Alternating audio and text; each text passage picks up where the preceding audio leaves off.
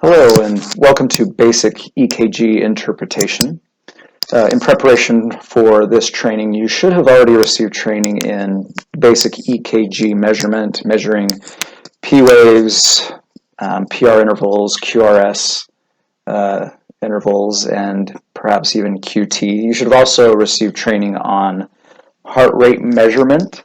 So if you have not received training on those, you would want to go back and do that before watching the rest of this video. So anyway, let's dive right in today.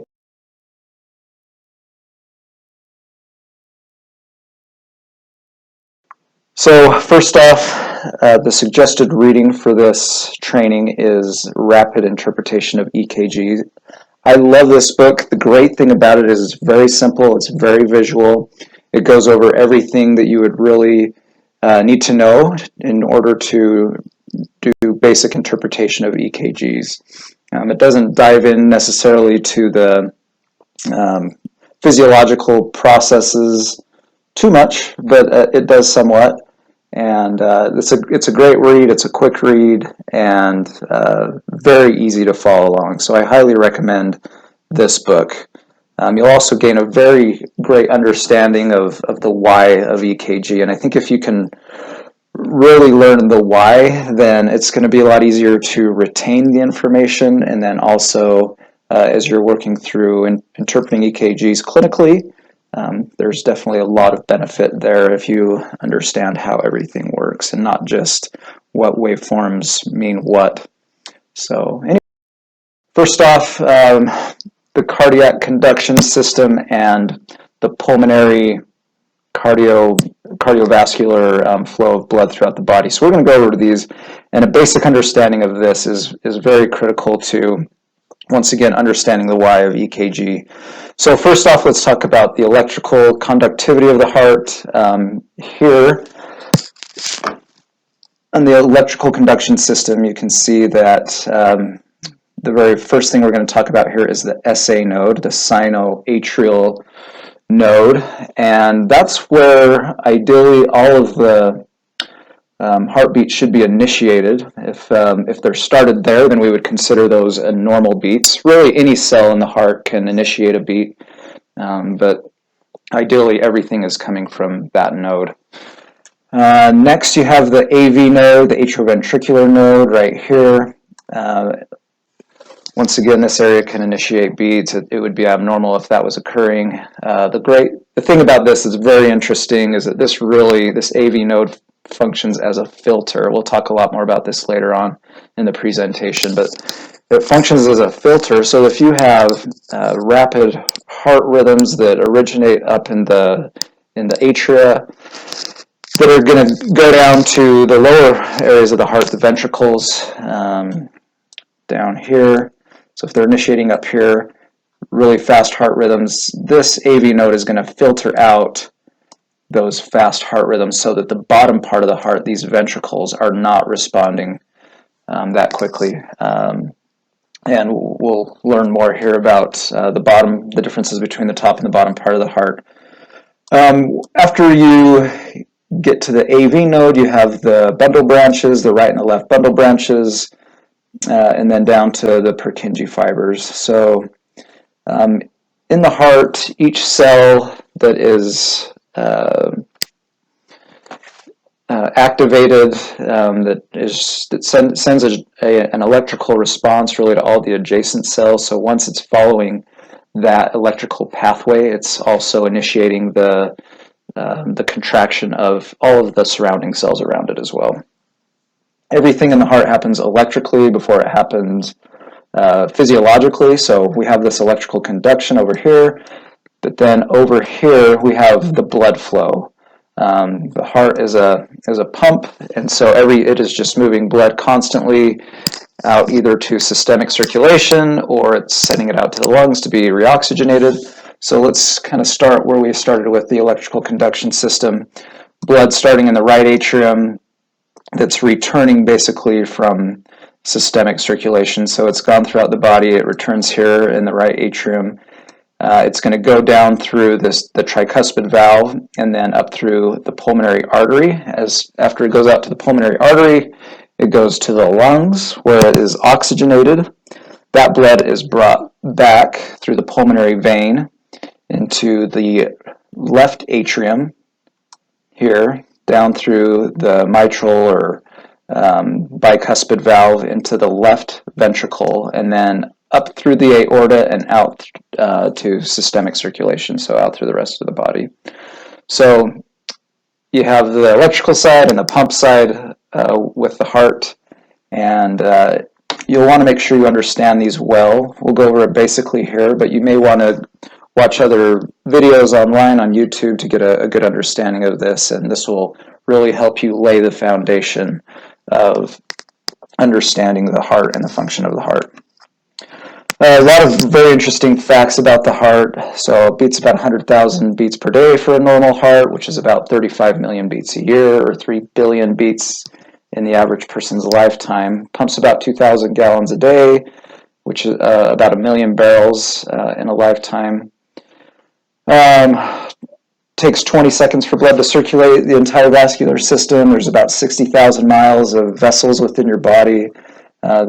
We've talked about what the right side and the left side of the heart do, the differences there. Really, the heart works twice as hard as the leg muscles of a sprinter, and definitely something that we take for granted, that every day it can't stop, it's got to get going, and it takes an intense amount of energy for it to keep going every day to do the work that it does. Every year since 1900, heart disease has killed more Americans than any other disease, and it kills more Americans than all forms of cancer combined. So problems with the heart are very prevalent, unfortunately, in America. So we're going to learn these things here, or hopefully you've already gone over them, but we'll learn some basic additional concepts maybe to what you've learned in the past. So measurements of P, PR, QRS, and QT, we won't focus a lot on those. We'll provide a few examples. We'll go over the different heart rate methods, the 6-second method, also the Marriott method. And then we will be going over the basic rhythm interpretation that would include this list here. This doesn't go over every EKG abnormality, but certainly the bulk of those that you would see in clinical practice as a telemetry tech or as an RN on the floor or working in practice anywhere. It's going to cover the bulk of those, really the critical rhythms that you need to be aware of, including myocardial infarction or heart attack. So we'll go over each of these, but it's certainly not a comprehensive list of everything that can be found on an EKG. So here is the EKG graph paper. And a couple things of note here. So first off, from left to right on the graph paper represents time. So each small box is 0.4 seconds. Or I'm sorry, 0.04 seconds. And each large box is 0.2 seconds. So 0.04 times 5 small boxes within a large box, and you get the 0.2 seconds. So then obviously 5 of the large boxes would be 1 second. So that's a representation of time. So as you see the EKG scrolling across the screen as you're running an EKG in practice is just representative of that time, and that's the rate that it would actually go across the screen. Up and down on the EKG graph paper, you can see up here is a measurement of voltage. So each small box, each large box is 0.1 millivolts. So this, the best way to describe this is really the amount of current that is going towards those electrodes. So, for instance, if you had a larger patient, maybe an obese patient, you're going to see that EKG voltage, or the height of the EKG, that's going to be a lot shorter than if you were to have a thin patient with not so much tissue in between the heart and the electrodes. Those skinnier patients are going to have a higher voltage. And there's some EKG abnormalities that will affect the voltage as well. So we'll talk about the Marriott method for heart rate calculation. So the way that we do this is by measuring the number of boxes in between QRS complexes. So you can do it by large boxes or you can do it by small boxes. It doesn't necessarily matter. However, if you use the 1500 method that you see in the screen over here, that's going to be more accurate than if we do it by the large boxes, which we're going to use this calculation over here.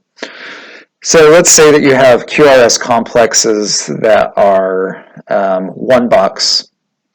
one large box apart from each other.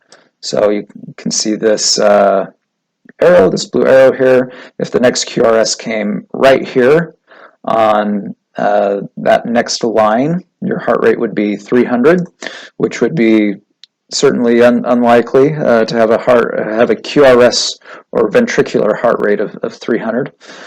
And then so on and so forth. So if it's 2 boxes away, your heart rate's 150. If it's 100 or 3 boxes away, it would be 100. So you can see that would be fairly accurate. But what would be more accurate is this 1500 method, so a measurement of the small boxes. So if this was the starting point, it looks like there are 38 small boxes in between this QRS and this QRS.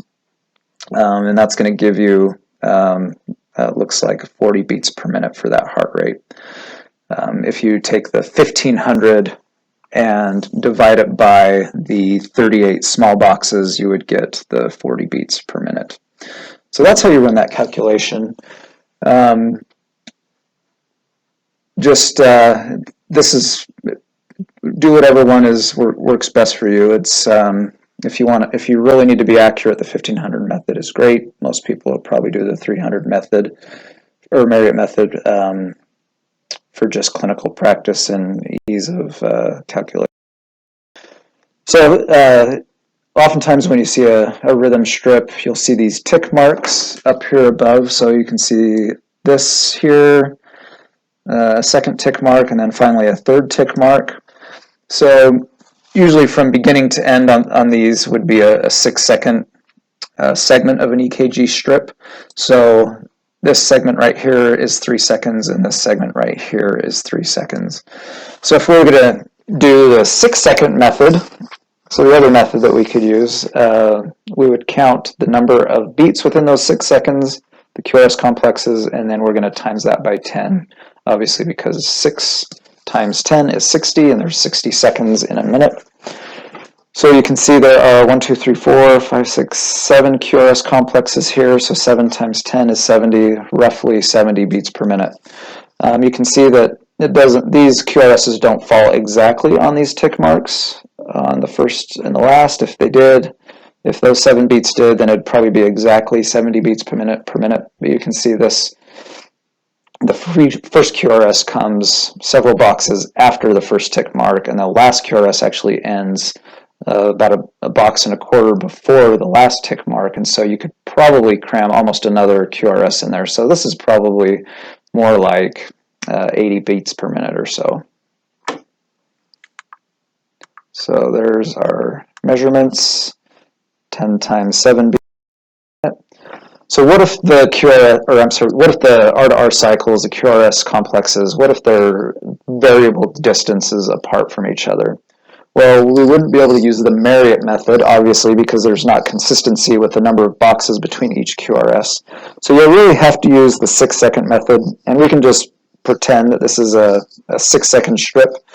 We have 4 QRS complexes in here, so 4 times 10, this is roughly 40 beats per minute. And then let's look at this heart rate. So you can do this either way. It looks like the rhythm is regular, so we don't have to worry about having to do the 6-second method. You could really do the 6-second or Marriott method with this, and you could really do the small box method or the large box method on this as well. Would be totally fine. So if we do the 6-second method, count the number of QRSs. We have 13 beats. You times that by the 10 times it by 10, and you get 130 beats per minute. And then also, if you do the Marriott method on this, there's about 11.5 small boxes in between QRS complexes. Take the 1500, divide it by 11.5, and you get 130 beats per minute. So we're roughly getting the same heart rate estimation by using both methods with this. And that's really where you should be with a rhythm that's regular like this. So let's take a look here at some measurements. Like I said, you should have had this training beforehand, but we'll take a look at it real quick. Here's a good visual here to show you where the measurement should start and where it should end. I just like to think about this as, so if you have over here this flat, this baseline, any variation from that baseline is the beginning or ending of a wave. So we can see that right here would be the beginning of our P wave.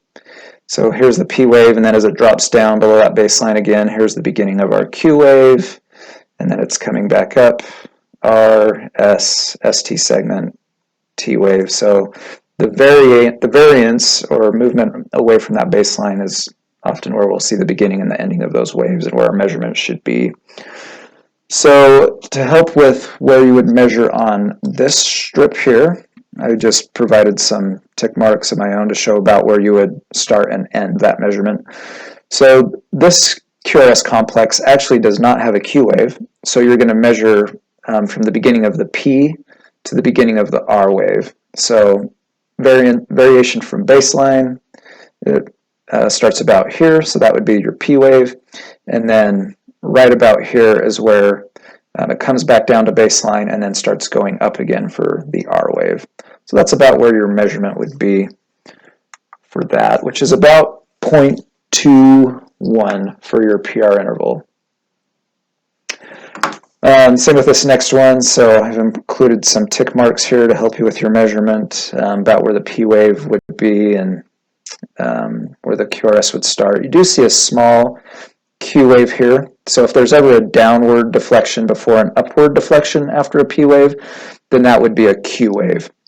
So you would include that in your QRS measurement. You would not include it in your PR interval.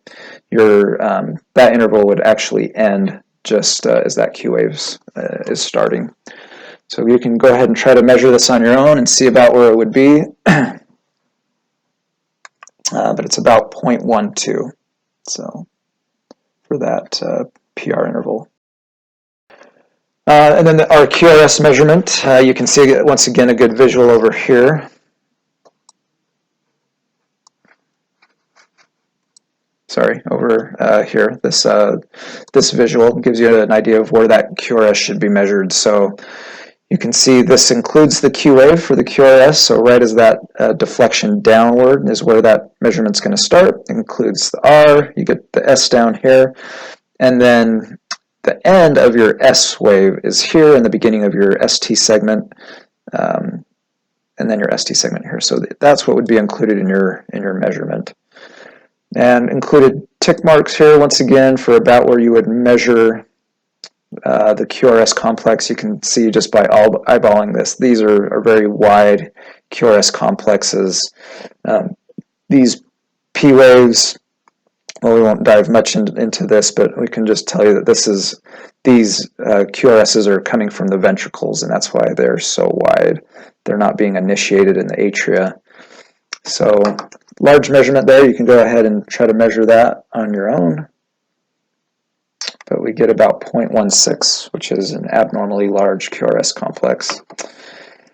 And then this as well, these tick marks are about where you would measure, or right where you should measure for this QRS complex. So right as the Q wave begins, and then right as the S wave ends there just before the ST segment. And that QRS is about 0.13. So a little bit on the large side as well. So this is, I think, a good method for EKG interpretation. Following through these steps sequentially would be a great way to make sure you're hitting everything that you need to with your interpretation. So we're going to take a look at the P waves. The question you're going to ask yourself there, are there P waves present? If there are they upright? You're going to ask yourself also if they look identical or near identical. The neat thing about the heart is every cell that initiates a beat is going to create a signature wave. And so if we have a beat that's coming from the SA node, all of those SA node beats, P waves, they should all look identical or very near identical. If you were to have an ectopic beat or a beat that's coming outside of the SA node, that P wave would have a different morphology or a different signature look than those SA node beats. So you're going to be looking at that for the P waves. You're going to measure the PR interval. We talked about that. Measure the QRS complex. And then you're going to ask yourself, is the rhythm regular or irregular? So we'll talk more about that later, but something you want to answer. Even in moving into determining heart rate, so what method you would use for heart rate calculation, that could depend on whether your rhythm is regular or irregular. Regular just means that really all of those QRSs march out. It's really kind of clockwork as to when the next QRS complex is going to come. Anything irregular, you should usually be able to eyeball that, okay, it's obvious that these QRS complexes, that there's no rhyme or rhythm when the next one's going to come. It's usually just irregular, abnormal. So determine the heart rate, and then you're going to provide your rhythm interpretation, and that comes with lots of practice and memorization, and that list of rhythm interpretation that we're going to go over. That's when that comes into play.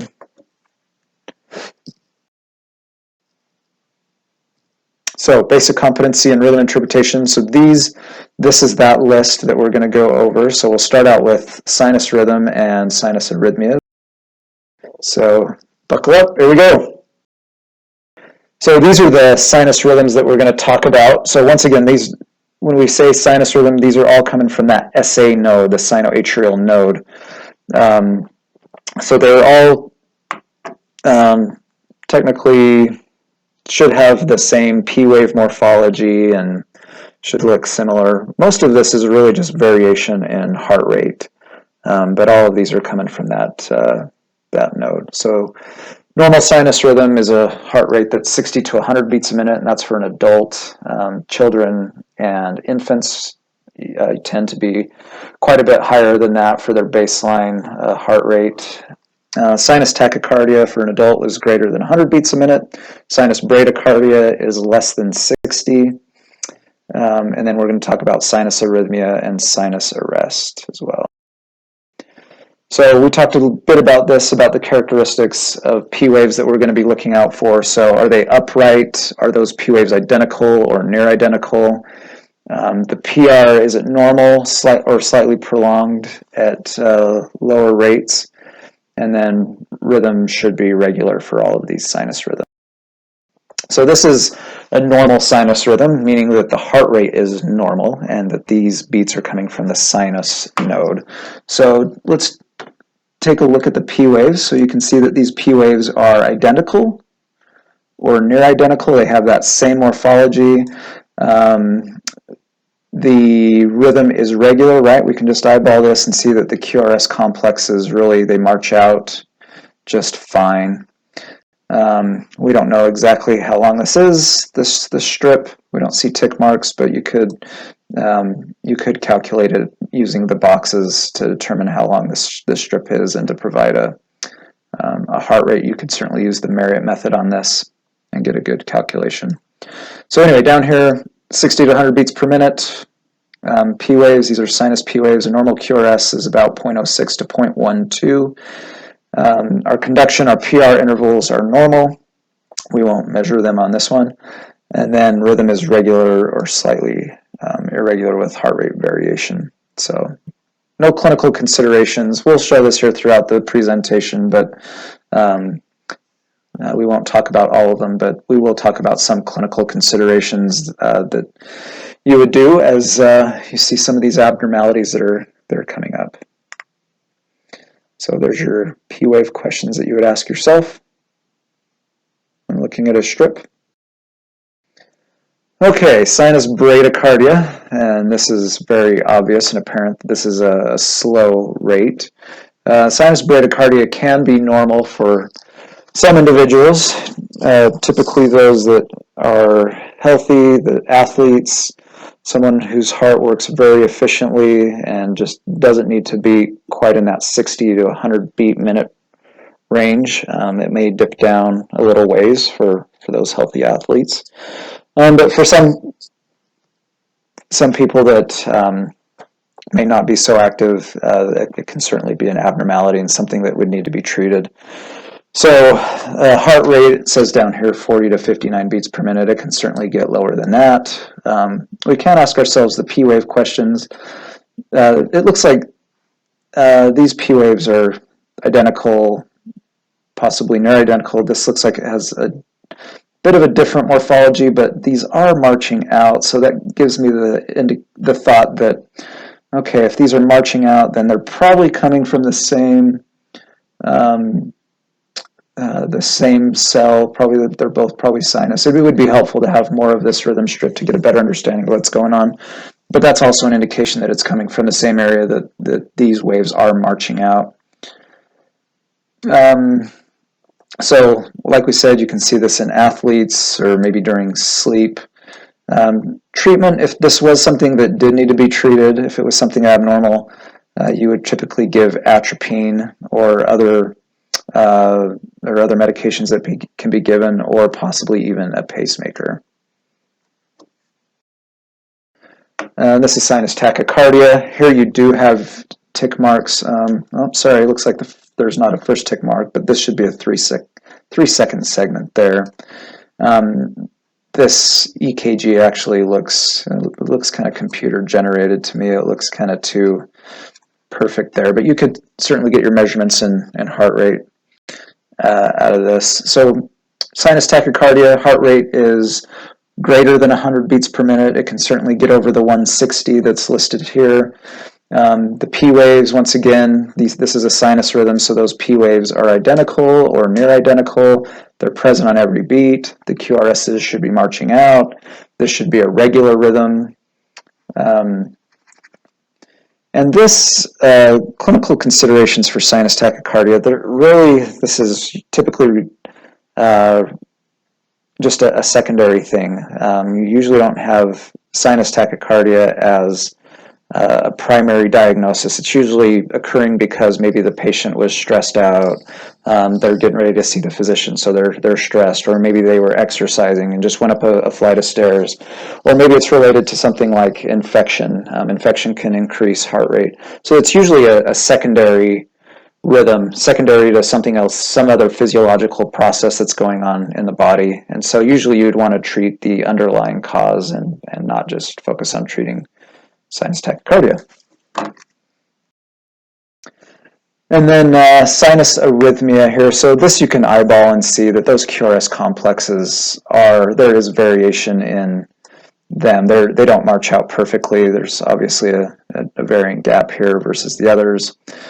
But we can ask ourselves these P-wave questions. So are there P-waves for every QRS?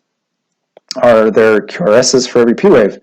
Do they look identical or near identical? And yes, these do. And is the rhythm regular or irregular? Well, here we can say that it's irregular, but it looks like the P waves are identical and close enough that we can say that all of these beats are coming from the SA node. So we know that this is just sinus arrhythmia. So if we were to calculate the heart rate on this, what would be the best method to use? Yep, it would be the 6-second method. You can see this strip does have the tick mark, so 3 seconds between those and 6 seconds total here. So you have about 5 beats. You could almost squeeze maybe another beat in there, so it's probably more than the 50 beats per minute, probably more like 55, close to 60 beats per minute. So the heart rate's a little bit low and it's irregular. Usually this irregularity is just related to the inspiration and expiration of the patient. So as they inhale and exhale, you get the variation in distances between the heart rate there. And then this is sinus arrest. So meaning there's a long pause, the sinus node doesn't kick in here for a while. So one interesting thing about the heart is that it is always, whatever the fastest depolarizing cell is of the heart, that's the cell that's going to take over and have control of the heart. That's why the SA node is typically always the pacemaker of the heart. It's typically always running the show because it's the fastest depolarizing area of the heart. If there is another area in the heart that starts to depolarize faster, then that cell is going to take over and override the SA node. If the SA node fails, then what should happen is the next fastest depolarizing cell of the heart should take over as the heart's pacemaker.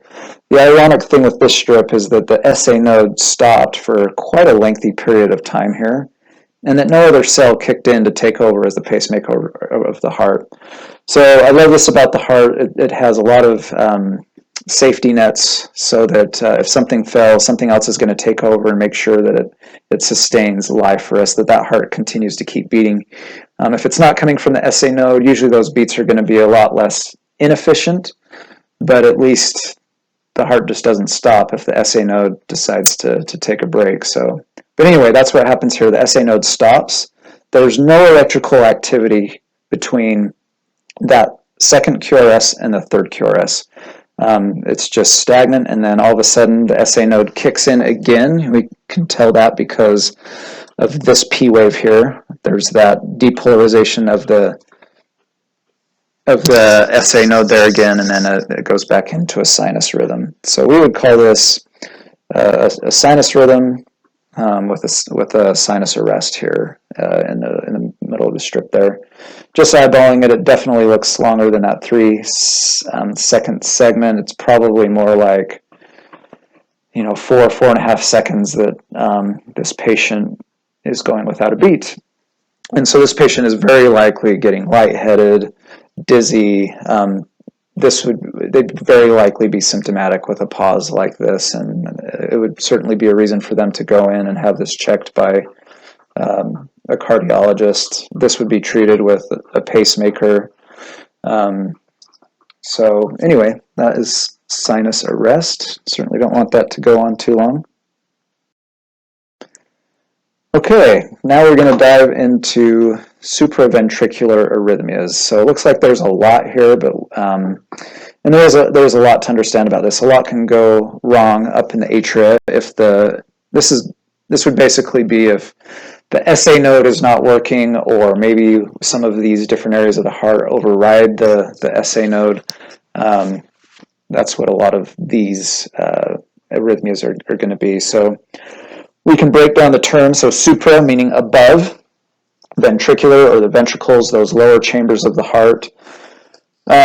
So these are arrhythmias that come from above the ventricles. So we'll talk about those. So first off, premature atrial complexes, PACs. So these are beats that come early, that come from somewhere else in the atria. So take a look at this. Once again, this kind of looks like a computer-generated strip to me, but if you look at these P waves, they are, where's my cursor here? So this P wave and this P wave are dramatically different. So they're obviously not that same signature P wave. They're coming from different areas of the heart. So and this beat looks to come early, and it looks like these are more regular and marching out, and then all of a sudden another early beat. So it looks like we just have a pretty regular rhythm here with maybe a few premature beats. But we can ask ourselves those P wave questions again. Do I have P waves for every QRS? Do I have QRSs for every P wave? Well, yes, the answer would be yes to that.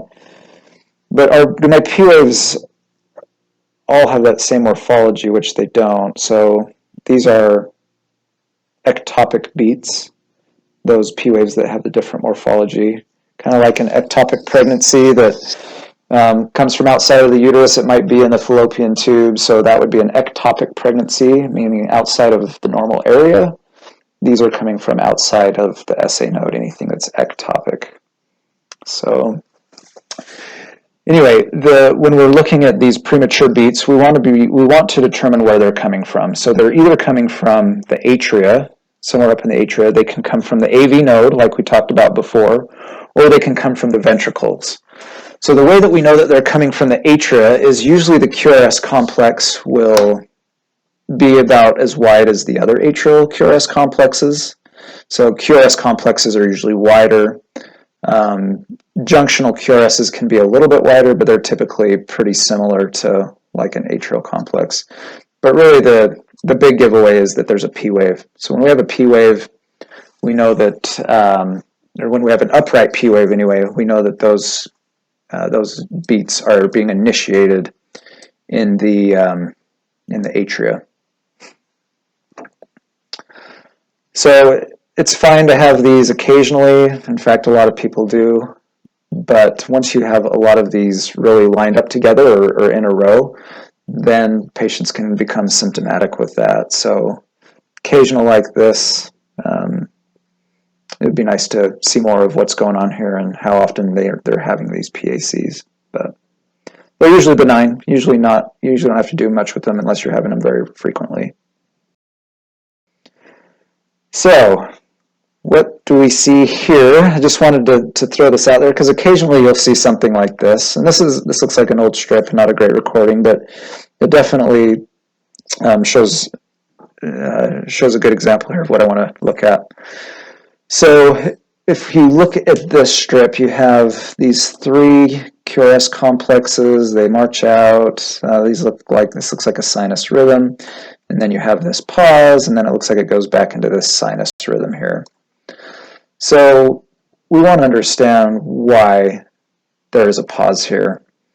So you see these P waves, and then you see this little this little wave here.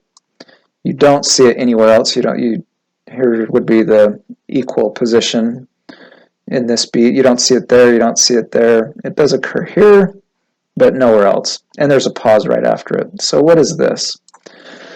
So this is a P wave, and you can tell that it's not a sinus P wave, that it's actually coming from somewhere else in the atria. This we know because it doesn't have the same morphology as the other P waves, and also it comes premature, it comes early. But it does not generate a QRS complex. There's just this no electrical conductivity until you have this next QRS complex.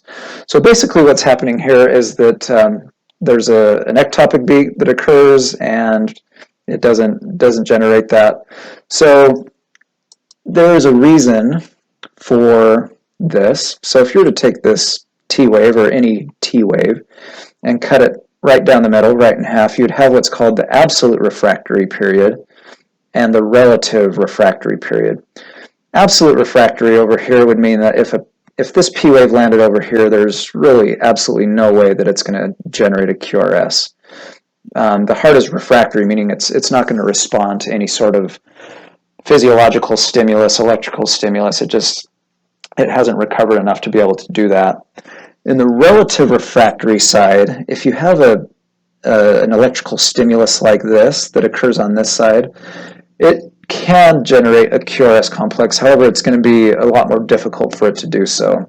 It's relatively refractory, but not absolutely. So it just takes maybe more of a stimulus to do that. So anyway, this is what we call a non-conducted PAC, or basically we have sinus bradycardia going on here. We have a slower heart rate. And then this is just a PAC that just didn't conduct. And that's what we're seeing after that third QRS complex. This is multifocal atrial tachycardia. So let's just break that term down. So multifocal, meaning that it's coming from multiple foci, multiple focuses. So it's not coming from just one part of the atria. These are atrial beats, and it's tachycardic, just meaning that it's faster than 100 beats per minute. So let's look at the multifocal part of this. So if you look at these P waves, you can see that we have at least 3 different P wave morphologies. These are all quite different. Some of them are similar, but there's at least 3 different morphologies within here. But they all do have P waves. So that's where we get that multifocal, lots of different foci here. Remember those P waves that are generated from each individual cell create a signature P wave. And so we're seeing that there's a lot of different areas of focus for this rhythm. But they all have P waves, so that means they're all atrial, and then it's fast. So it's we would call it tachycardic. But that's how you would identify this rhythm. I would say this rhythm is relatively uncommon.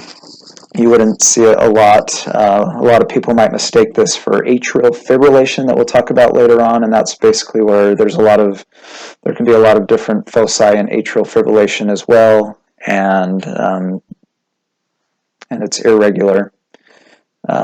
This is irregular, just like atrial fibrillation would be, but there are distinct P waves that you can match up with each QRS.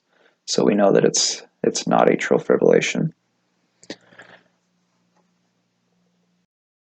And then this would be essentially the same rhythm, just slower. So we call this wandering atrial pacemaker, basically meaning that the pacemaker of the heart is just wandering around the atria. So once again, you're going to have that same criteria of 3 different P wave morphologies, which we definitely see here. These are different P wave morphologies, and they're distinct P waves that are certainly associated with these QRS complexes, but they're just coming from different areas in the atria. So we call this wandering atrial pacemaker.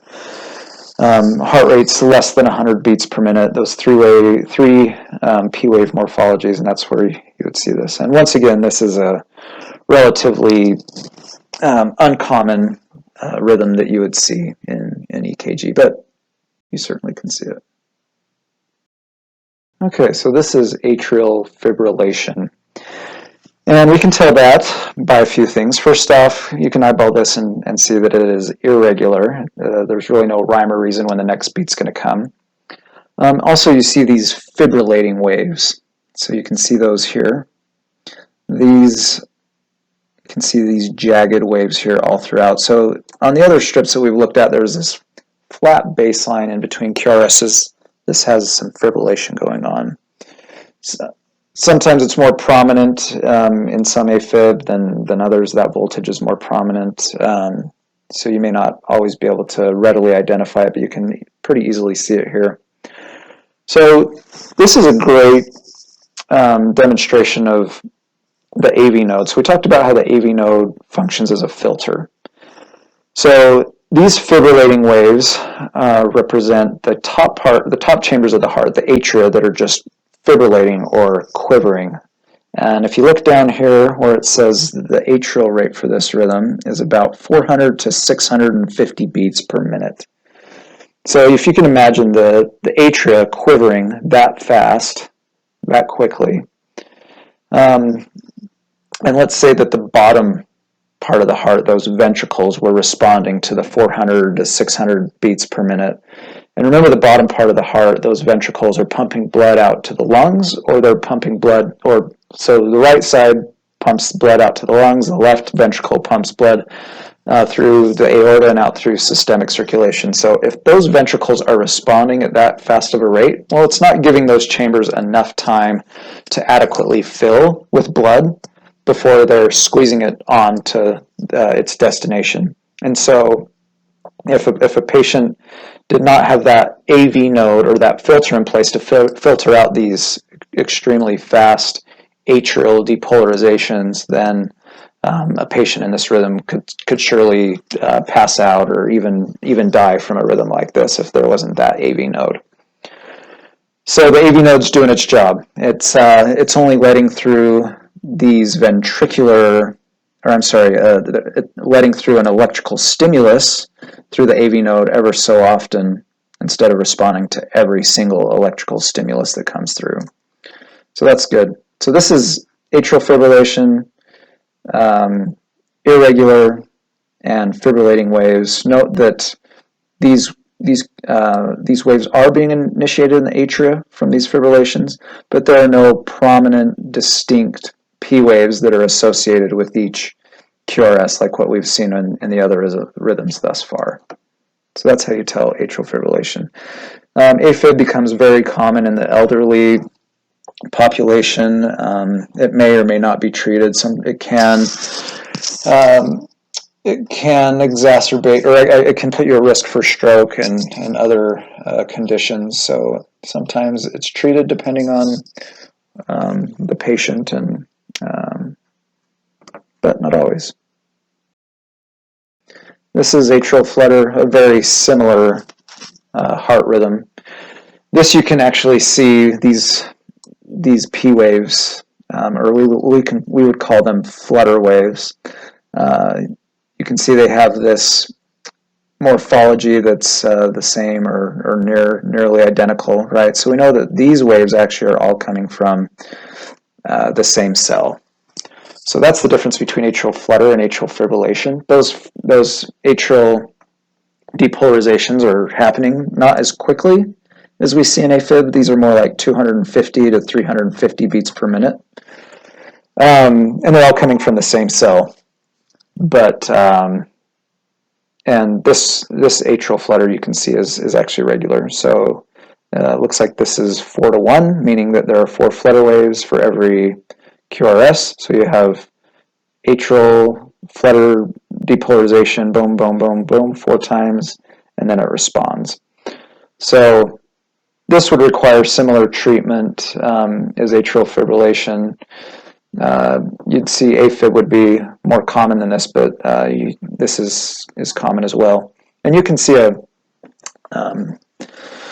variation in this. It may or may not have the same ratio of flutter waves to QRSs. You can see 2 to 1 A flutter. You can also see it just be random for how many flutter waves come between each QRS. So you can see a lot of variations on this theme.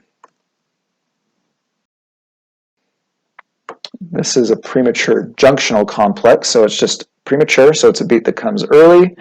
It's coming from the junction, the AV node or AV junction. Those are interchangeable terms.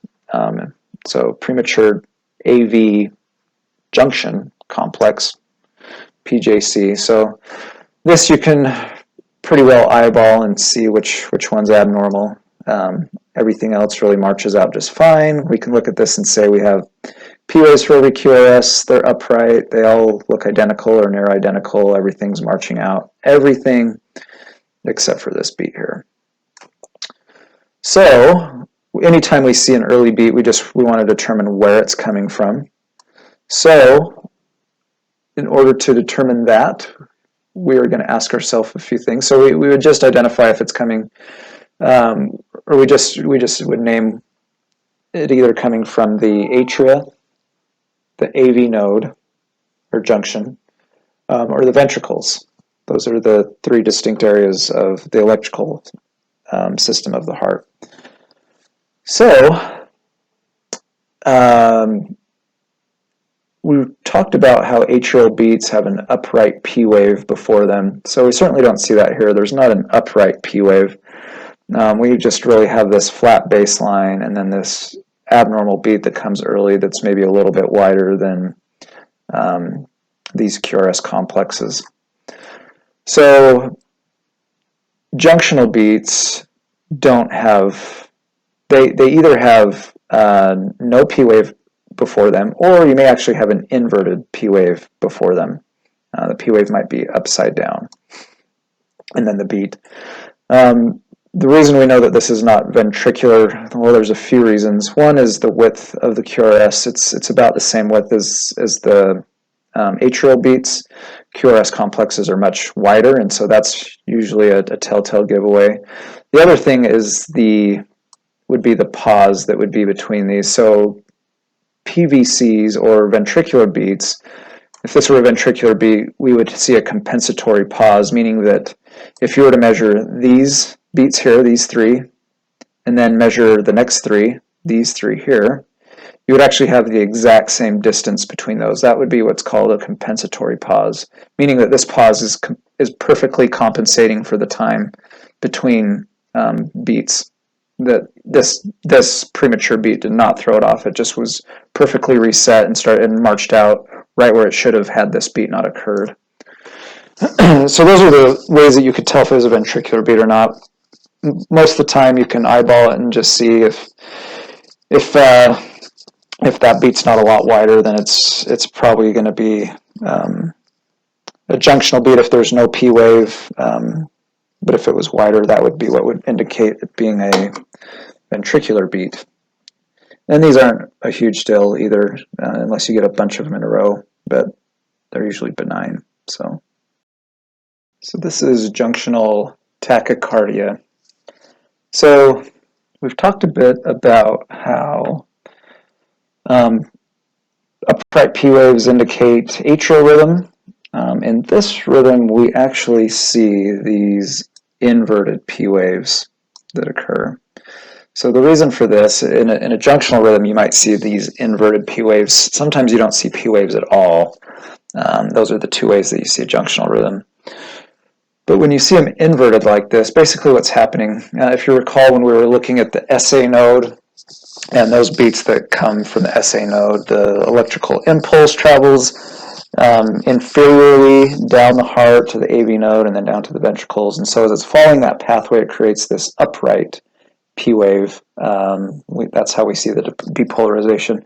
But when it occurs lower in the heart, so down in the AV node, the junction, remember the cell that initiates the beat, it's going to depolarize those adjacent cells to it. And so it actually is starting lower in the heart. And so that pathway actually goes up the heart, up superiorly to the rest of the atria. So because depolarization is going backwards actually, or upwards instead of down, we get this inverted P wave for this junctional rhythm.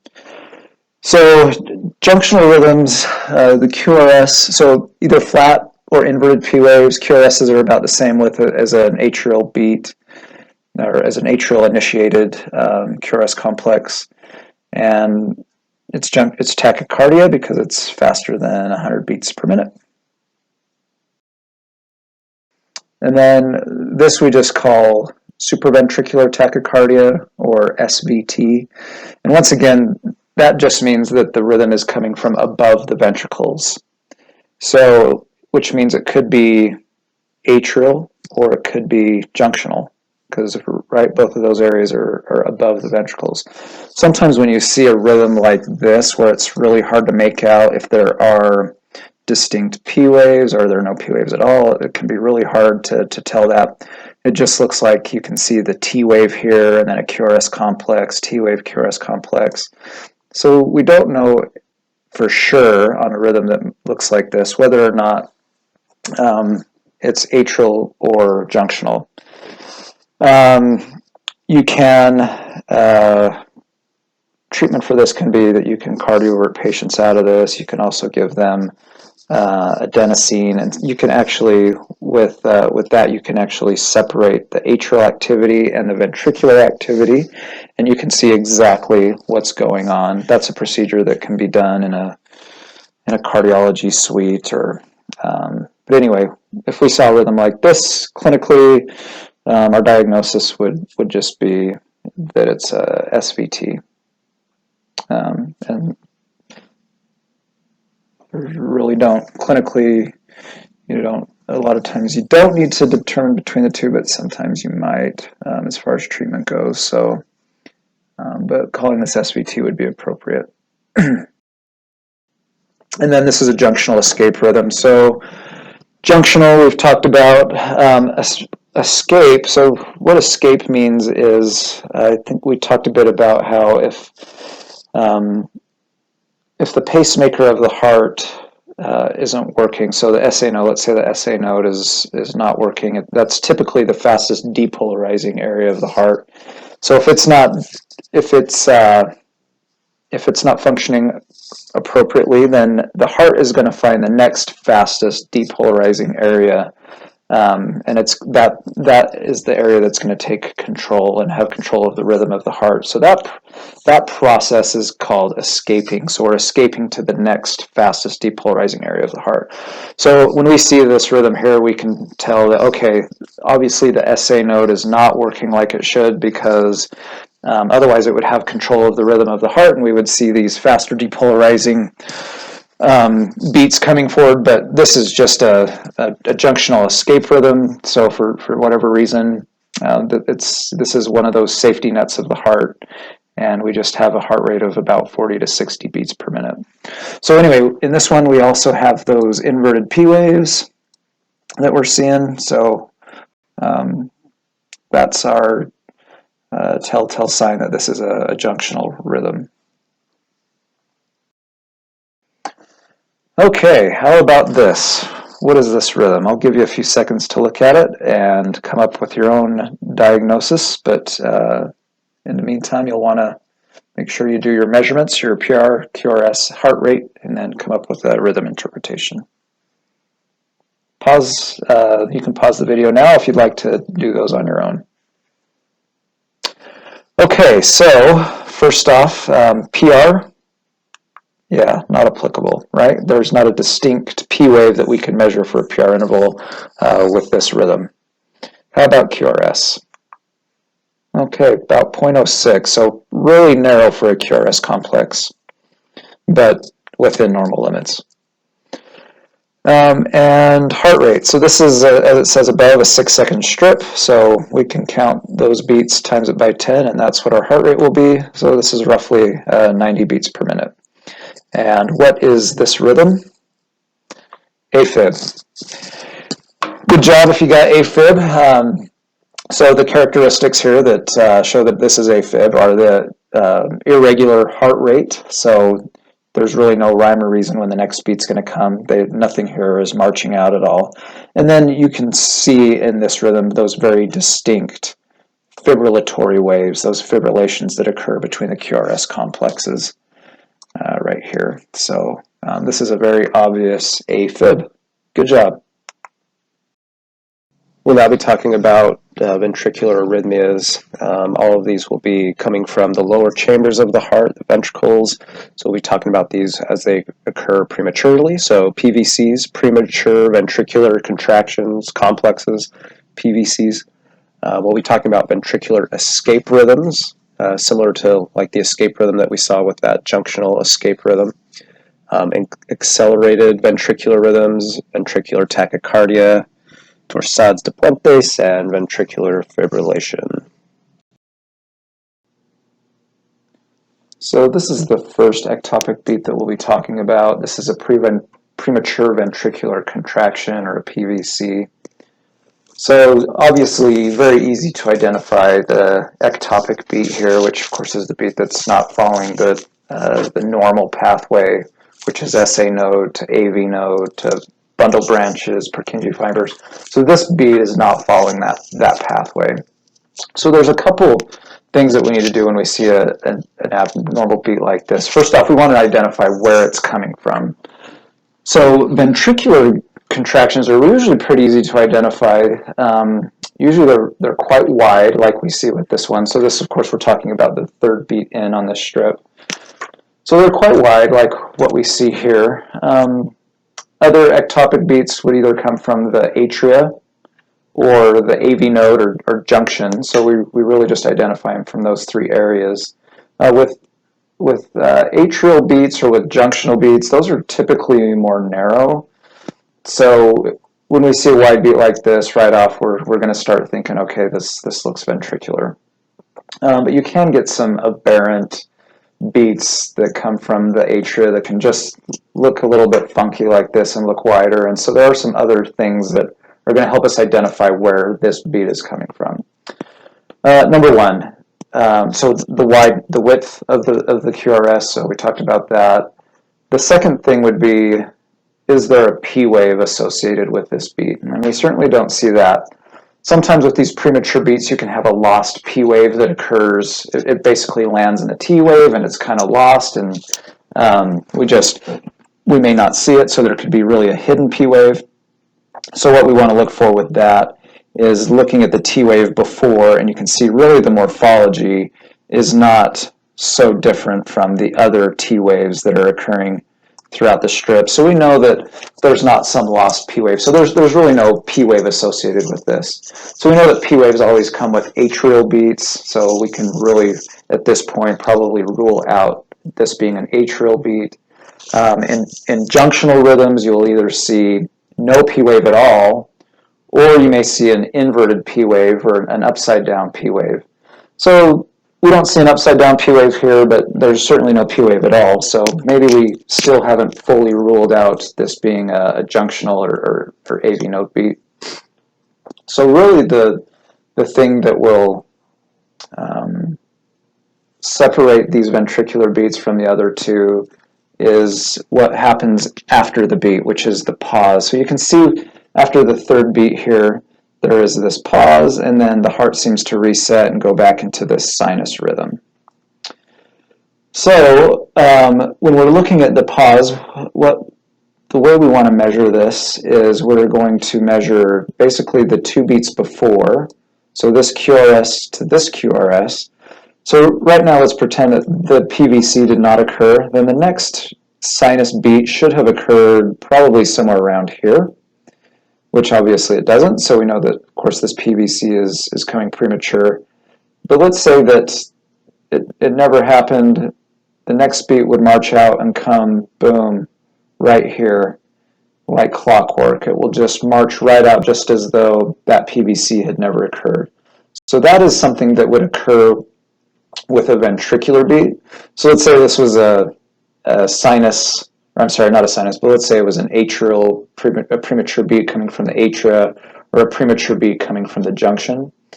Then what would probably happen is you may have this next QRS land either early or late, but it wouldn't be right on time. It wouldn't be perfectly compensating and landing right on time like it should have if that PVC had not occurred. So that's really the telltale sign of what this beat is. So just remember, ask yourself, is it wide or narrow?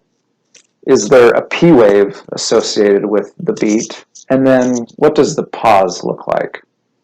So if you ask yourself those things, you should be able to quickly identify where these ectopic beats are coming from. And really the PVCs, the ventricular beats, are probably the most easy to identify just right offhand. These in and of themselves are really quite benign. We don't worry too much about them until they become more frequent. So if they're only occurring every minute or so or several minutes, really no big deal. But once we see these, you might see a bunch of them in a row. And if that were the case, patient might get lightheaded, dizzy, maybe even pass out if there was quite a few of them in a row. Or if they're even happening every other beat or every third beat or so, then we would start to get more concerned about what's going on with the patient. You might see a patient's heart that has these more frequently might be a diseased heart, or maybe a heart that's not getting enough blood flow. If it's not getting enough blood flow, it's not getting enough oxygen. And if that's the case, then you would see this happening more regularly.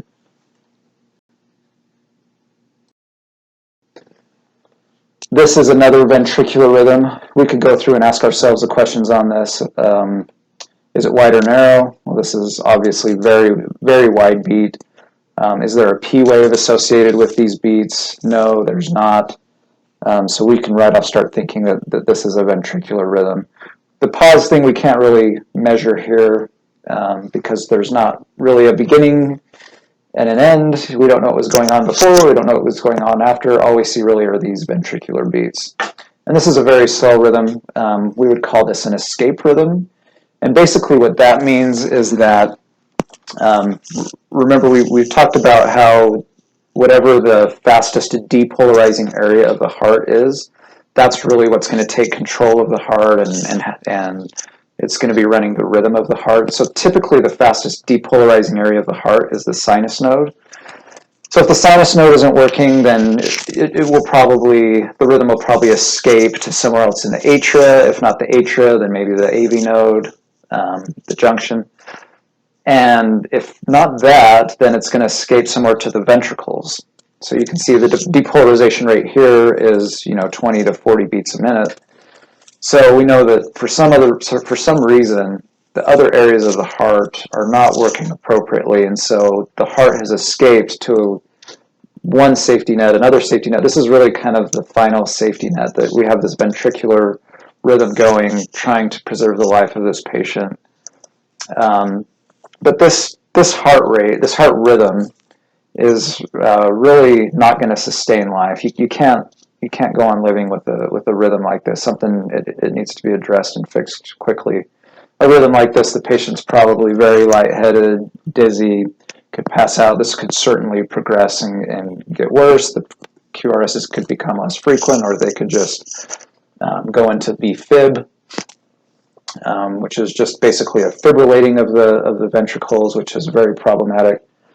So this is a dangerous rhythm that needs to be addressed right away. Here it says that it could be called a dying heart rhythm. It could happen if, let's say, a pacemaker failed. You could go into this rhythm. A lot of pacemakers will make sure that you don't go into a rhythm like this. You can see some of the treatment options down there. And also, forgot to mention, these rhythms are typically regular. They march out just like a normal and regular rhythm would.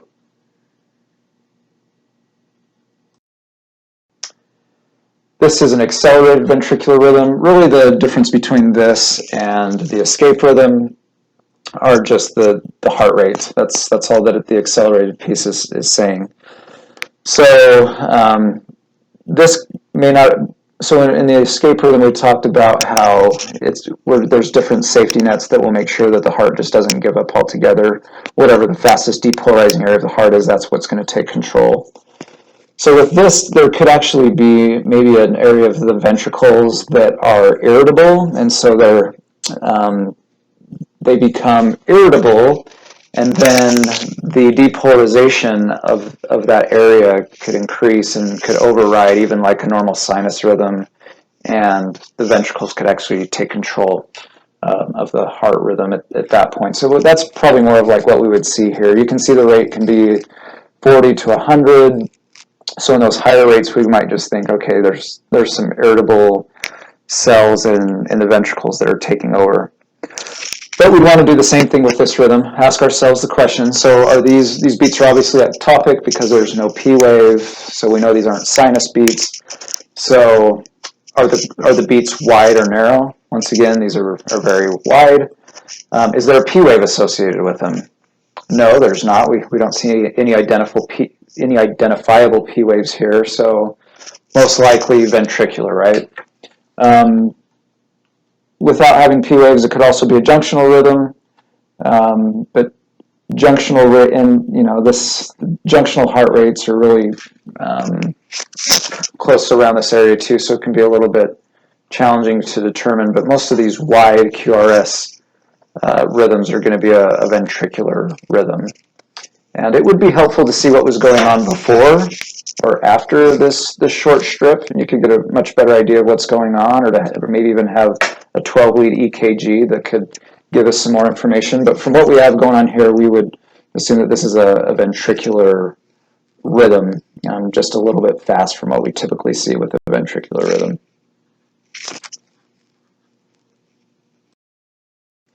This is ventricular tachycardia. Like all of the other ventricular rhythms that we've seen thus far, it marches out. We know that this isn't a sinus rhythm. There's no P waves, so we know it's ectopic. So we ask ourselves the questions: are these QRSs wide or narrow? Once again, they're very wide. Are there P waves? No, there's certainly no identifiable P waves here, so we can assume that this is ventricular tachycardia.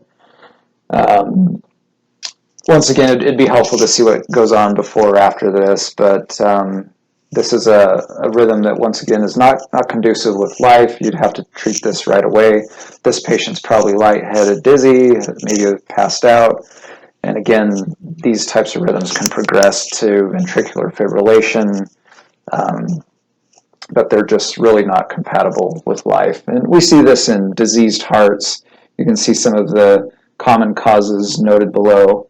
But this is something, this is a rhythm that we would want to use our ACLS skills and knowledge with, and we would want to defibrillate this right away as well. And there's medications that can help with this. The defibrillation hopefully would be effective, but this is an ACLS issue that we'd want to address right away.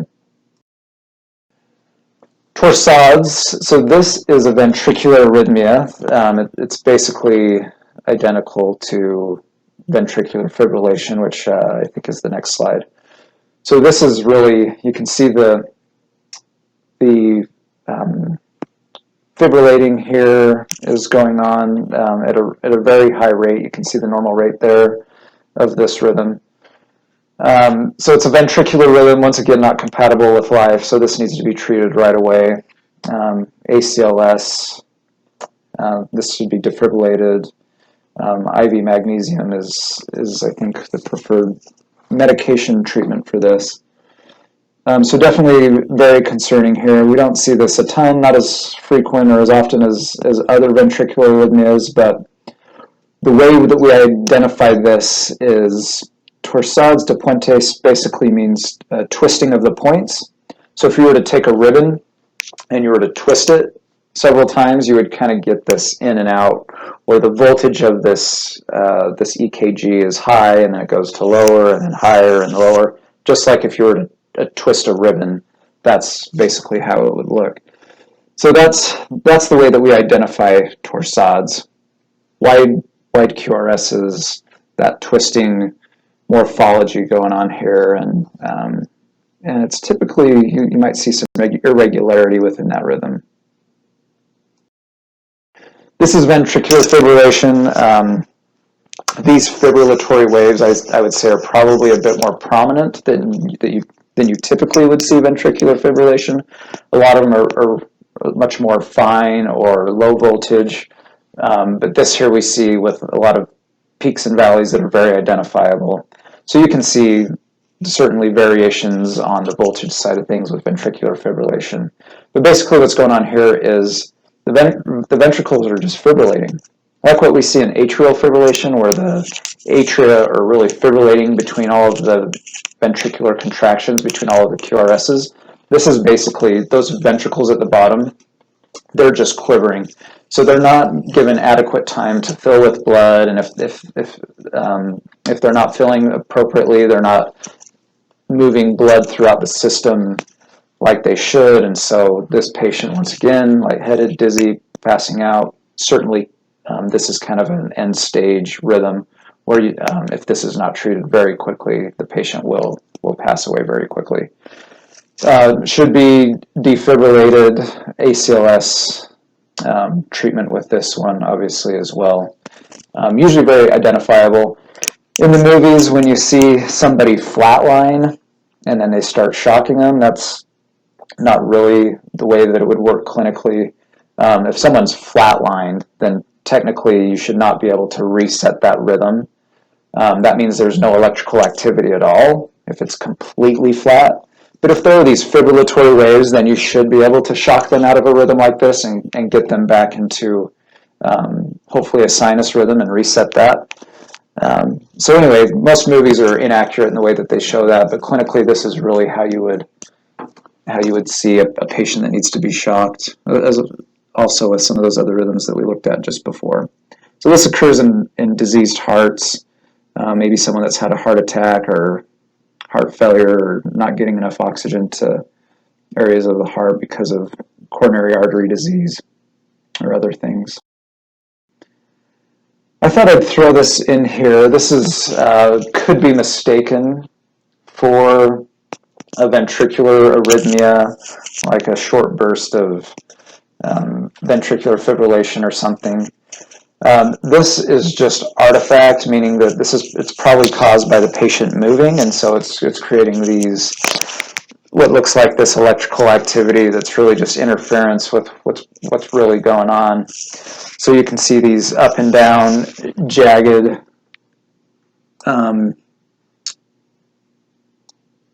the movement that basically looks like depolarizations here. So these, you can see the width of the voltage here going up and down, up and down. Very, very, very narrow. Usually ventricular fibrillation is not at that high of a frequency. And of course, you're going to want to check your patient. Was your patient symptomatic during the time that this was going on? You'll want to look for other identifiable characteristics of EKG morphology, which this really has none. But this should typically be pretty easy to identify. Know what's going on with your patient, being able to identify the other ventricular abnormalities. You would be able to easily identify that this is not something like that. So it could be, once again, a loose electrode. It could be interference with electrical equipment, a broken lead wire, but a lot of times it's really just the patient's up in bed moving around, and so you're going to see a lot of this type of thing if you're looking at patients' EKGs on a regular basis. Okay, let's have you try this one on your own. We'll have you go through and do the measurements, work out the heart rate, and determine what the rhythm is, a final diagnosis for this patient. But as you do so, just think about the things that we've talked about. So there's obviously just the one ectopic beat in this strip. So ask yourself the questions that we talked about before. Is it wide or narrow? Is there an identifiable P wave in this rhythm? And then what's happening with your pause? Is it a compensatory pause, or is it not compensating? So I'll let you go ahead and work this through on your own, and then we'll regroup on it. Okay, so let's take a look at this. First off, your PR measurement. Your PR is 0.12, so that's within normal limits. So no issues there. It might look a little bit different for your, or actually quite a bit different for your ectopic beat. You can see the PR there is surely different. An identifiable P wave there that has a significantly different morphology than the other P waves in the strip. So this is very, very different. Heart rate. So if this is a 6-second strip, then you would take the beats in this strip, times it by 10. So we got about 73. The reason for this is this strip really starts, I think I actually, when I ran this, I may have done the Marriott method is probably how I calculated this, because we don't know exactly what the length of this rhythm strip is. So I think I just processed it that way. But if it were a 6-second strip and you were going to times it by 10, you wouldn't want to consider this big gap between the last QRS and the end of the strip. You could almost fit a whole nother QRS in there, so that would need to be considered if you were going to use the 6-second method. So roughly about 73 beats a minute for this rhythm strip. What is the QRS? About 0.10, so within normal limits. It's a little wide, but not terribly wide. But within normal limits anyhow. And then what is our rhythm on this? What is our final diagnosis? So we would call this normal sinus rhythm with a PAC, so with a premature atrial contraction. So looking at this premature atrial beat, the way that we're going to identify that this is atrial is, number one, is it wide or narrow? Well, this is narrow. It looks just like the other QRSs. So that's mostly going to rule out this being a ventricular beat. The next question we're going to ask is, does it have an identifiable P wave with the beat, which this one does. And that P wave is upright. So we know that this is atrial, because as an upright P wave, it has a narrow QRS, and if we were to measure the pause, I'm sure we would have a non-compensatory pause here. That pause wouldn't perfectly compensate. So if that's what you got, nice work. Good job. You're getting it. Now we're going to talk about AV conduction abnormalities or heart blocks. So there's really 4 different blocks that we're going to talk about. There's the first degree AV block, type 1, or first degree AV block, and then we have a second degree that has a type 1 and a type 2, or we often call these Winkie-Block and Mobitz. And then the third degree AV block is a complete heart block. So remember, AV is the AV node or the junction. So remember, this is basically the filter between the electrical filter between the top part of the heart and the bottom part of the heart. So when we have an AV block, it means that there is something going on with a communication between the upper part of the heart, the atria, and the lower part of the heart, the ventricles. So either in a first degree AV block, the time that it takes for that communication between the top and bottom part of the heart is just slow. And then with all of the subsequent blocks, we're having dropped beats because of it, meaning that signal is being sent out from the SA node to the AV node, and the AV node it's either getting lost in the AV node and it never goes to the ventricles, or something's occurring there where that beat is actually dropped. So we'll see examples of that here in just a minute. So the first degree AV block, the only criteria for this is a prolonged PR interval, so anything greater than 0.2 seconds. And if you can see that here, so 0.2 seconds is one large box. So I can easily eyeball this and see that the PR interval is certainly longer than one large box. So in this rhythm strip, you can see an identifiable Q wave. So this downward deflection before the upward deflection, so that's a Q wave. So our measurement would just be from the beginning of the P wave to the beginning of that Q wave. So we call it a PR interval, but if a Q wave is present, it just goes up to the Q wave. It does not include the Q wave.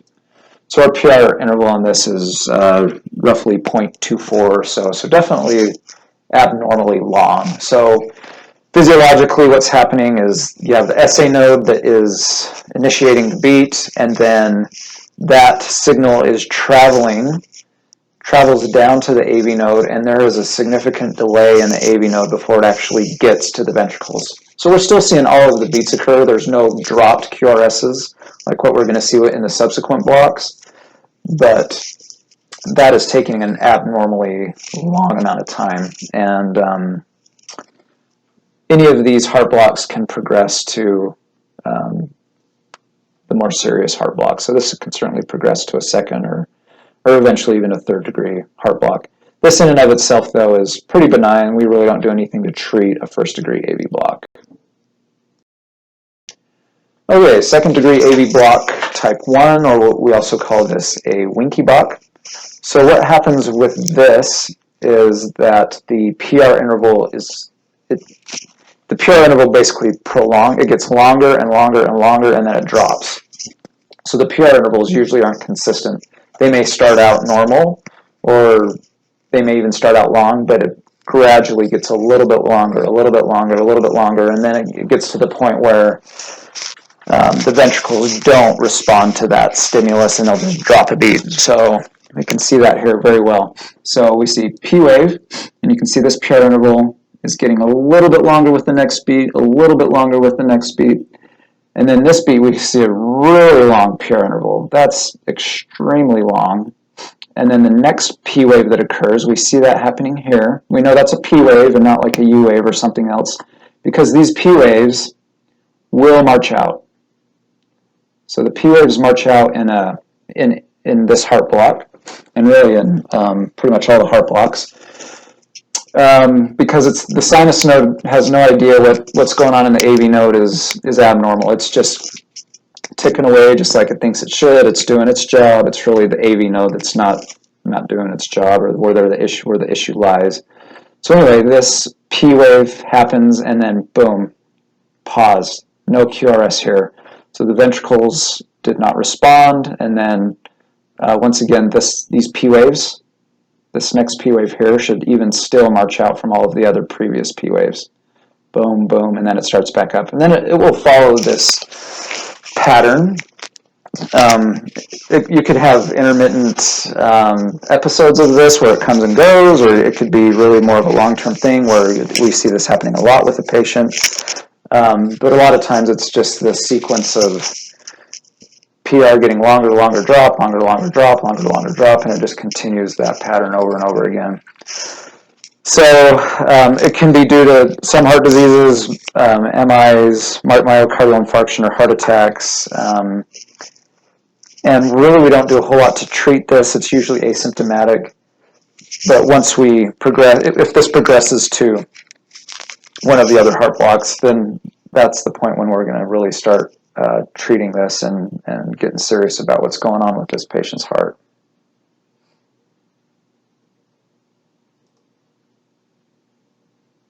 So you can see here these P waves marching out. I just threw these arrows in there so that you can identify each of the P waves. So next heart block is this second degree type 2 or MOBITS. So the difference with this is that the PR interval stays the same. So we'll just walk through this rhythm here together. No change in the PR interval, but you will see some of these dropped beats. So here we have a P wave. Next P wave is here. Obviously a drop beat because of this pause. There's no QRS after it. Here's the next beat. That one conducts. Here's the next P wave. That one conducts. Here's the next P wave. Dropped beat again. P wave conducts. P wave conducts. Drop beat, and then through. Once again, this looks like a computer generated strip, and so I don't know that these P waves are marching out perfectly, but typically you will continue to see P waves marching out just like they should, because the sinus node once again thinks everything's fine. It's just doing its job. So we do get concerned with these drop beats. And the more beats that are being dropped, the more concerning it gets. So with something like this, typically the patient would be treated with an artificial pacemaker. Basically what it could do is it could sense anytime there's a P wave or an atrial conduction, and then you could set a specific amount of time for it to send a stimulus to the ventricles so that it's always pacing those ventricles. So the ventricles don't have the opportunity to miss out and to not beat. So you can pace those ventricles so that there's no issues there. So anyway, that's the way that you would treat this.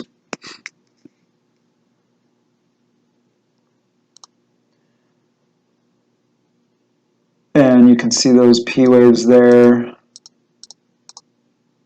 Once again, these should march out, but I think the way that this was created, this strip, artificially is just not showing them marching out, but in real life that. Okay, this is our third degree AV block, or our complete heart block, meaning there's complete disassociation. There is no communication between what's going on with the atria and the ventricles. The AV node is totally blocked off for whatever reason. So once again, we see sinus P waves in here, right? We have a P wave here, a P wave here. These all march out just like they should. Looks like one actually lands here in the T wave. You can see the T wave morphology is different from these others. So the P wave actually lands here, and we just get this one kind of abnormally large T wave looking thing, but there's basically a P wave buried in there. P wave, P wave. So you can see this P wave, they're not communicating with these ventricles. So it's basically as though you have two different heart rhythms going on. You have your atrial heart rhythm, which is just a bunch of P waves, and then the ventricles are basically functioning like they're in a ventricular escape rhythm, where they feel like nothing is going on above me. Like I'm not getting any stimulus from the AV node. Nothing's coming through, so I've just got to take charge and start running the show myself.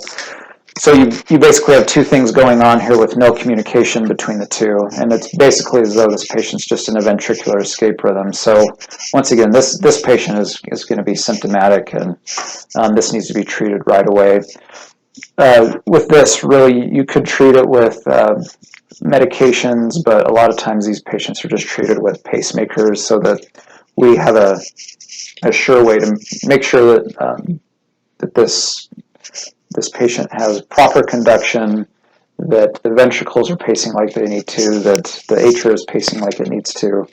But this needs to be addressed right away. This is certainly an emergent EEG, complete heart block.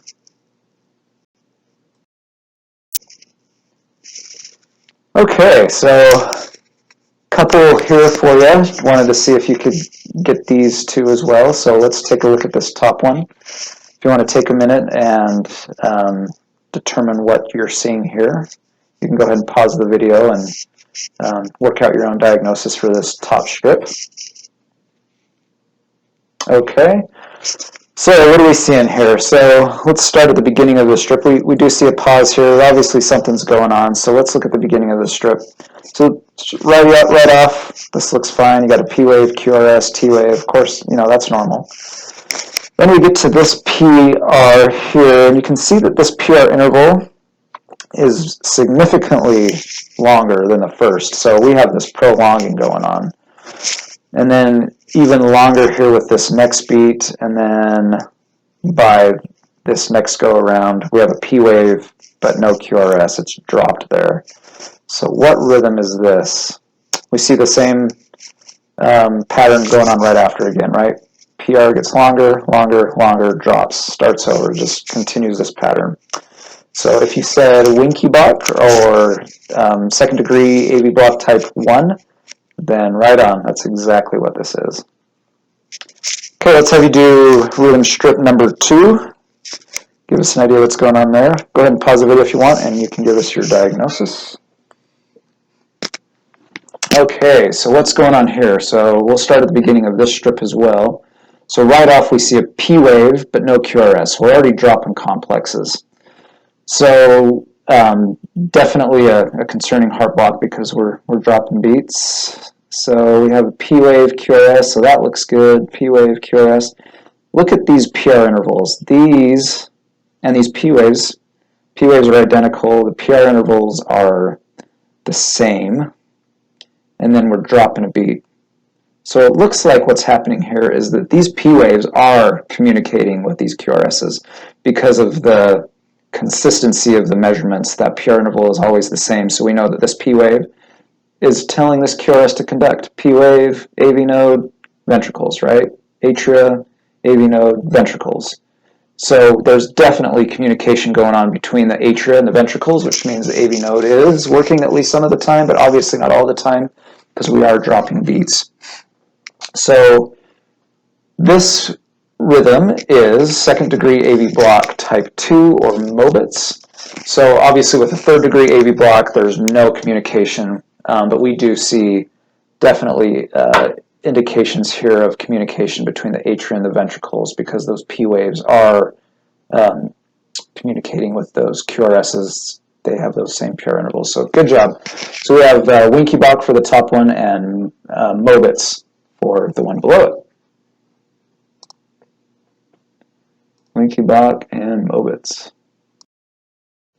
Okay, so now we're going to talk about intraventricular conduction abnormalities. So left bundle branch block and right bundle branch block. I'm going to be talking about the electrical conduction system as it relates to the left and right bundle branches. So just to review, you have SA node here. Electrical stimulus goes to the AV node, the filter of the heart, of the electrical conduction system of the heart. And then we have the right and left bundle branches that go down the septum or the central area of the heart and then go up through to the Purkinje fibers. So these abnormalities we're going to be talking about have to do with the right and left bundle branch. So left bundle branch block. So this is pretty easily identifiable. There's bundle branches are pretty easy stuff to identify, especially with a 12 lead. It's going to make it much easier to identify a right and a left bundle branch block. But left bundle branch blocks, really what we're going to see here is the first thing is going to be a wide QRS. So you have to have a QRS that's at least 0.12 seconds wide. So that you can usually eyeball. Of course, you're going to be doing your measurements on your EKGs anyhow, but usually a QRS that wide, you can usually just pick it off by looking at it. So it is abnormally wide. And then we really do need a 12-lead EKG to really accurately determine where these are coming from, or certain leads within a 12-lead can give us a good idea what's going on as well. So the easiest thing to do is really going to be to look in lead V1 for both right and left bundle branch blocks. You're going to be able to tell which is which really 99% of the time just off of this lead. So what you see in a left bundle branch block is what we call, it would just be a small R wave and then a deep S wave. So I wish I could zoom in here, but if you look here on this, basically what you see is you have, and I can show you maybe a little bit easier here, so you have this P wave, and then you have the remainder of the PR interval, and then you actually have an upward deflection before you have a downward deflection. So that would be a small, very small R wave right here, and then a deep S there. So that, if you have the 0.12 seconds, the QRS that's at least 0.12 seconds wide, and then you have that small R and deep S like that, then you have a left bundle branch block. So there's also pretty characteristic QRSs in V5 and V6 that you'll see where the QRSs look more like this. And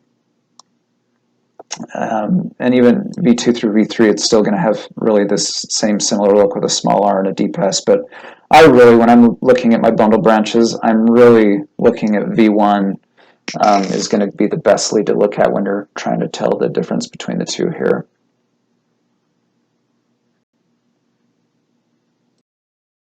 Okay, right bundle branch block is really quite easy as well. So you have, once again, the same criteria of the QRS that's at least 0.12 seconds. And let's look at V1 here with this one. So you have your P wave, you see the P waves there. So you have your P wave and your QRS. So P wave, the rest of the PR interval, you have an upward deflection on this one, same thing, you see an R and then an S and then another R. So with a right bundle branch block, we have what's called an RSR complex. So R here, S here, R there. So basically what's happening is the right bundle branch and the left bundle branch are depolarizing at slightly different times, and so you basically get an overlapping of that electrical activity. And so usually when they're depolarizing simultaneously, you just see this one consistent QRS, but now it's wider because one bundle branch is depolarizing a little bit sooner than the other, and so you get what appears to be a wider QRS complex. But with right bundle branch block, just remember the RSR morphology that you're going to see, and that's an easy way to identify the right bundle branch block. These are certainly more common than left bundle branch blocks and more benign. Very common, really in elderly patients, but we don't really do a whole lot to treat these typically. But yes, easily identifiable. Okay, we're now going to go over pacemakers. We're just going to go over very high level, very basic stuff for this course. So these are the basic ways that you'll see a pacemaker. First off, you may see a pacemaker that paces atrially. So the first, it's going to be pacing the atria. We would see that, of course, by seeing a pacer spike before a P wave. And pacemaker spikes, as you can see here, generally have no width about them at all. They're just straight up and down. And remember, left to right on the EKG represents time, so there's just really this very immediate, abrupt spike. And then, ideally, whatever is the pacemaker is set to pace, we should have a response immediately after. So that would be the anticipation. So what you see here in this atrial pacemaker here, so you see a pacer spike, and then immediately after we have a P wave. So of course it's pacing the atria, and then the heart takes over and the normal process ensues after that, and then the pacemaker is set to spike again. So something we might see here, there may be some atrial abnormality where the atria just start depolarizing like they're supposed to, and so, or maybe this patient had long episodes of asystole, and so they needed a pacemaker here to make sure that the atria are always depolarizing like they need to. So anyway, same with the ventricles. So ventricular pacemaker here.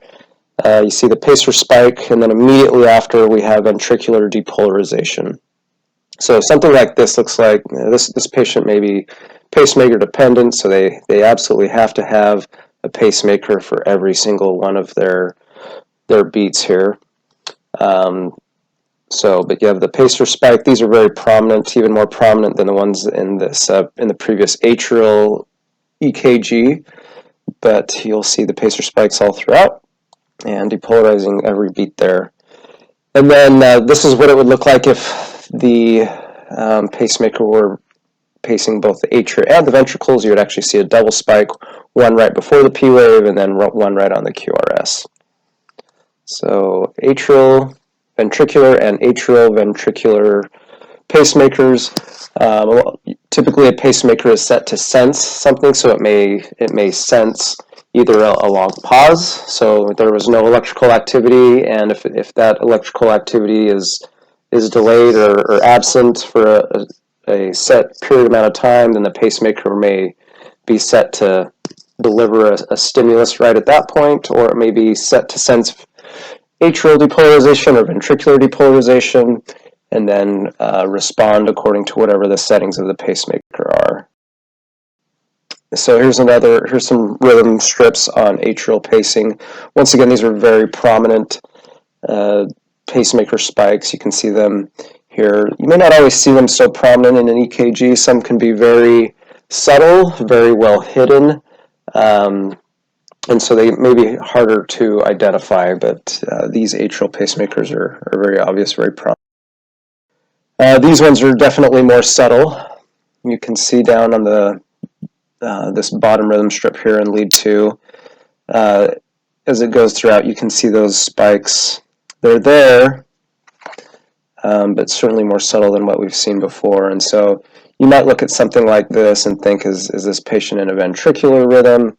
Sometimes it takes really taking a close look to understanding what's going on. And of course, it's very helpful to understand the history of your patient as well. Here's an example of AV pacing. You see two very prominent spikes, and the ventricular pacing causes that widening of the QRS, and so that's why we could be confused here with the ventricular rhythm. The pacemakers are the dead giveaway, the pacemaker spikes, but those ventricular pacers give you that same morphology type of having a wide QRS, so that's why we see that. And then intermittent pacing, I think this is a good rhythm strip to show that. It looks like what's going on here is, first off, you can see the pacer spikes. So you see that here in this beat, and it looks like there is a pause before that QRS. So this pacemaker is likely set to sense a delay in any sort of electrical activity. When there's this a prolonged pause, then it's set to sense that and then deliver a stimulus based on that. So you can see these others here. You can see that they fall right in line with the other leads within this strip. Something interesting about this, to see what's going on as the underlying rhythm, you see a P wave here and a P wave here, and then another P wave here. If you take a close look at these PR intervals, you can see that they are prolonging, especially in this third P wave here. That P wave interval is a bit longer than the others, and then you have this dropped beat. So what we have here is Winky Bach and a drop beat here. The pacemaker senses that, delivers a stimulus, you get a beat out of it, and then it looks like at the end of the strip that it's going back into that same rhythm. Welcome to the final section for this course, myocardial infarction, which is we can call an MI or a heart attack. We'll also be talking about ischemia. So There are some practice EKGs at the end of this PowerPoint, but this is really the final section. So congratulations for making it this far. You're almost there. So we'll be talking about these items here at a very high level, just talking about the basics. So heart attacks, ischemia, which is really a restriction of blood flow, could be really a precursor to a myocardial infarction or a heart attack, so it could be caused by coronary artery disease, cardiovascular disease.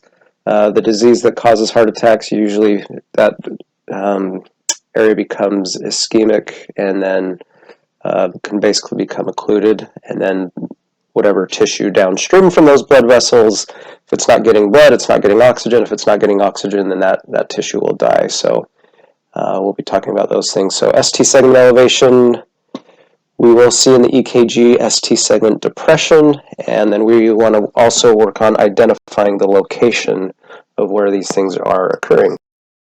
So first off, in terms of location, we can separate the 12-lead EKG this way, or if you're just given a few leads to look at, then this will also give you a description of where those leads are looking at the heart.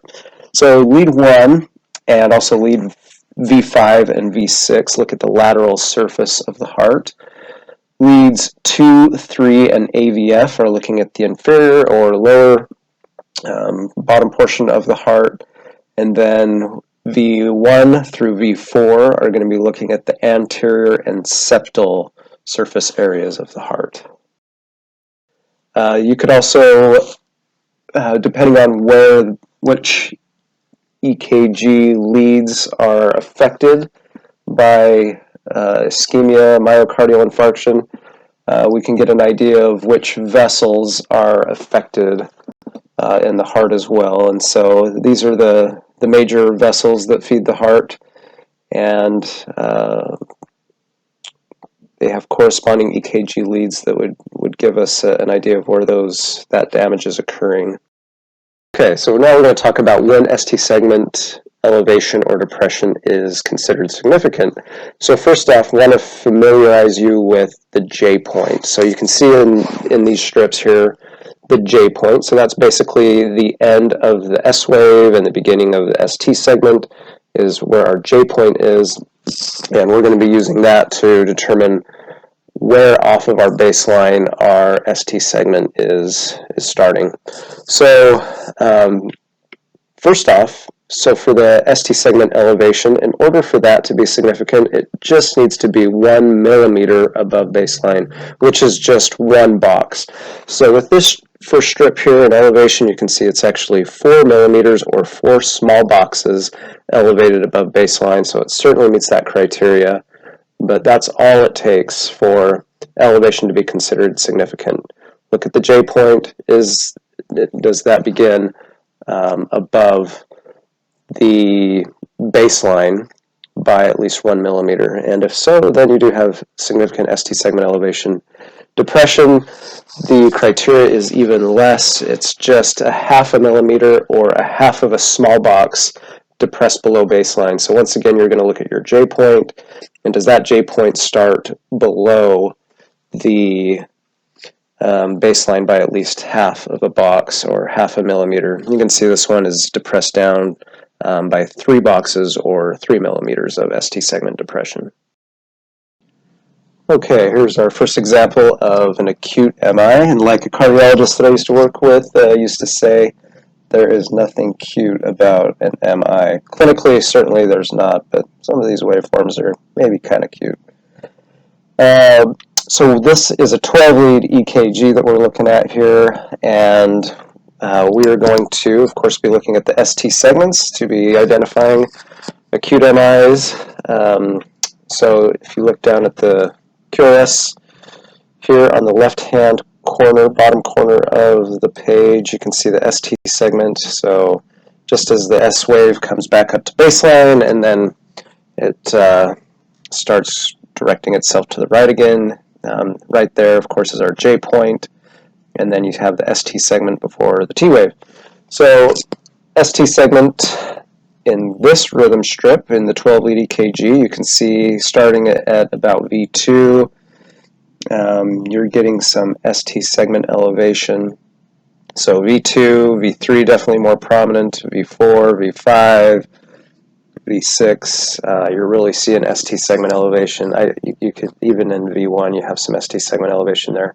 So really all throughout, we would call this an anterolateral MI because it really is, that ST segment elevation is occurring in the anterior areas, surface areas of the heart, septal and lateral areas as well. So anterolateral MI here. Once again, with these areas, you're going to have corresponding blood vessels, major blood vessels that feed the heart that go along with these leads, but it looks like there's a lot of coverage here with those ST segment elevations. So in all of these leads, you have greater than 1 millimeter of ST segment elevation, it looks like. V1 might be questionable, but you still have that anteroseptal area that's covered here. So definitely an MI here on the strip. Here we have another acute MI, and you can see the ST segments are very well elevated in leads 2, 3, and AVF. Those are our inferior leads. We have an inferior MI here. Inferior MIs are consistent with an obstruction of the right coronary artery, and we see that those prominent ST segment elevation there. Very obvious with this one. So I'm going to give you just the basics of ischemia. Really, for the purpose of this course, it's going to be very difficult to cover ischemia in a meaningful way for you to be able to successfully identify it every time you look at an EKG or a rhythm strip. The reason for that is there's a lot of different reasons for ST segment depression, T-wave inversion, things that could indicate ischemia. I'll give you the basics just so that you know them. But without going into really diving into a 12-lead course, it's going to be difficult to cover them effectively here. So here are the basics. So first off, you have, if you look at this strip here in the upper left-hand corner, you have a normal EKG, you have your normal ST segment. Your ST segment is at baseline. That J point comes to baseline, and then you have your T wave. ST segment depression is where at that J point, it actually dips below baseline, and then comes back up there above baseline. That one does. So that's the general thing that we're looking for in ST segment depression, just where that J point is. It's depressed below the baseline. There are different kinds of ST segment depression. You can have what's called flat ST segment depression, where that ST segment is just flat. This one actually upslopes, so you can see it sloping up that way. The one down here is actually more of a down sloping. You can see that. The difference there is down-sloping depression is a little bit more specific to ischemia versus flat or upsloping, which is a little bit more non-specific, especially when we get into those other abnormalities that can cause ST segment depression. When you're seeing the upsloping there, it may not indicate ischemia at all, but the downsloping is a little bit more specific to ischemia. Over here in this little diagram, you can see a lot of different reasons for ST segment depression, T-wave inversion. Those that actually note ischemia or note even a STEMI or an ST segment elevation MI, like this one here. Those are the ones that obviously mean ischemia, but you also have different things such as right bundle branch blocks, left bundle branch blocks that we've talked about that can have similar abnormalities. They have this T-wave inversion here.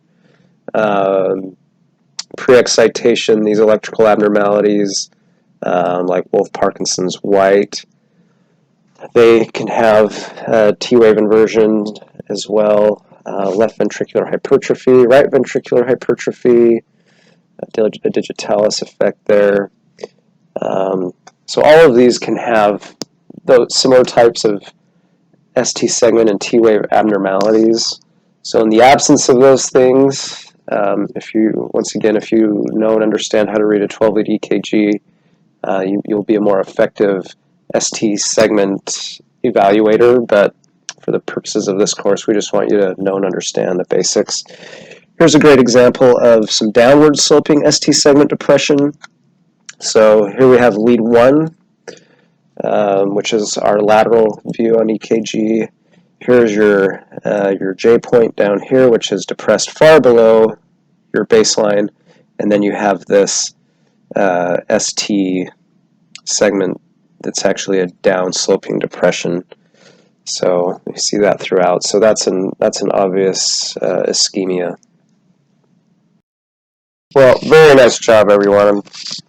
Awesome job. Nice job on getting this far and completing the EKG course. You're always welcome to reach out to me. Happy to help answer any questions that I can. But for now, I wanted to go through some practice EKGs so we can work on your EKG interpretation skills. So practice EKG. Okay, so let's take a look at our first rhythm strip here. So we'll walk through this together, but want to give you an opportunity to work this out on your own. We'll be walking through the 6-step method, kind of out of sequence. We'll be going through these, completing these fields here, but it will go through and complete the 6-step rhythm interpretation here. So certainly, as we work through all of these strips, feel free to refer to these 6 steps, and then also where your measurements begin and end. This diagram here will give you a good reminder of how to effectively perform your measurements. So first off, or go ahead and pause the video if you'd like, and we'll restart to walk through this together.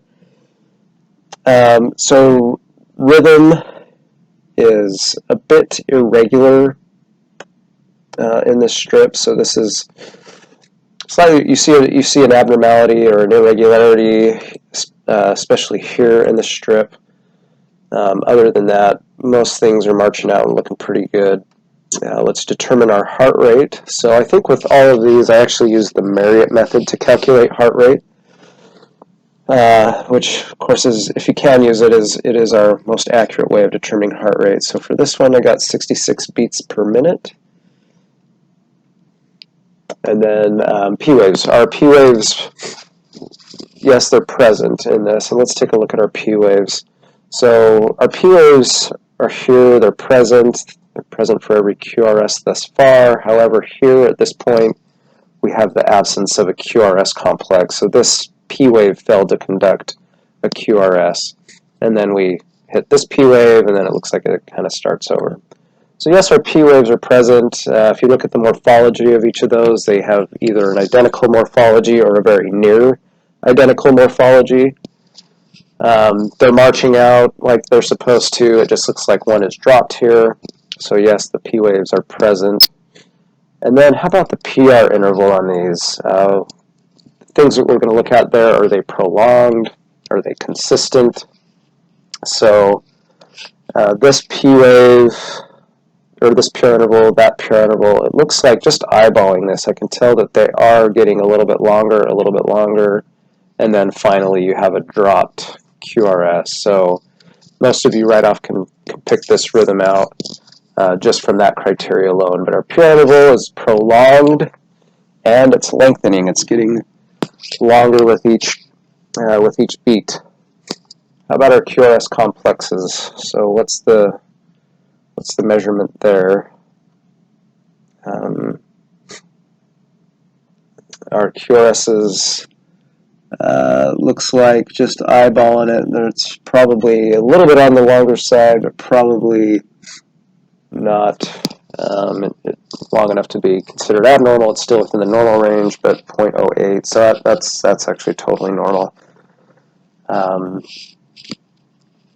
then we're going to be considering our rhythm interpretation. I didn't include PR interval measurements here with these, or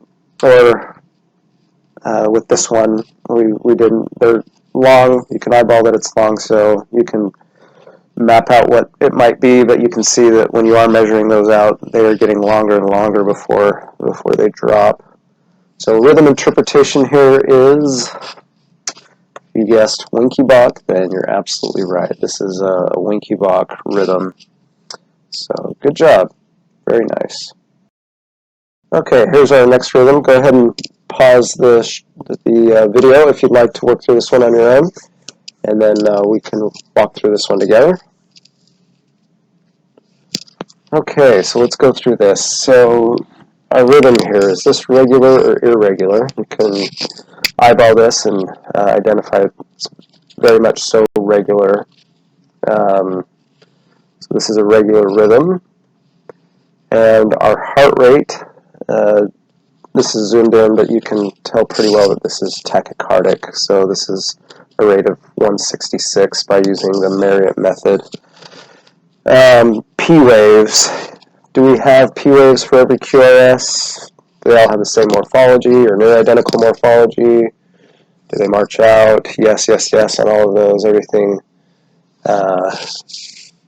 looks good with our P waves. So yes, those are present. PR interval, what is that looking like? So about 0.10. So definitely on it's normal, and certainly normal for sinus tachycardia, but that interval might be a little bit smaller because this is a tachycardic rhythm. And then what's our QRS complex look like? What's the measurement there? So about 0.08, which of course is normal as well. So no conduction abnormalities with the QRS. So what is this rhythm? Regular, normal QRS, normal PR, normal P waves, heart rate of 166. You guessed sinus tachycardia, you're absolutely right. So good job. Once again, go ahead and pause the video if you want to work through this one on your own, and we'll walk through it together.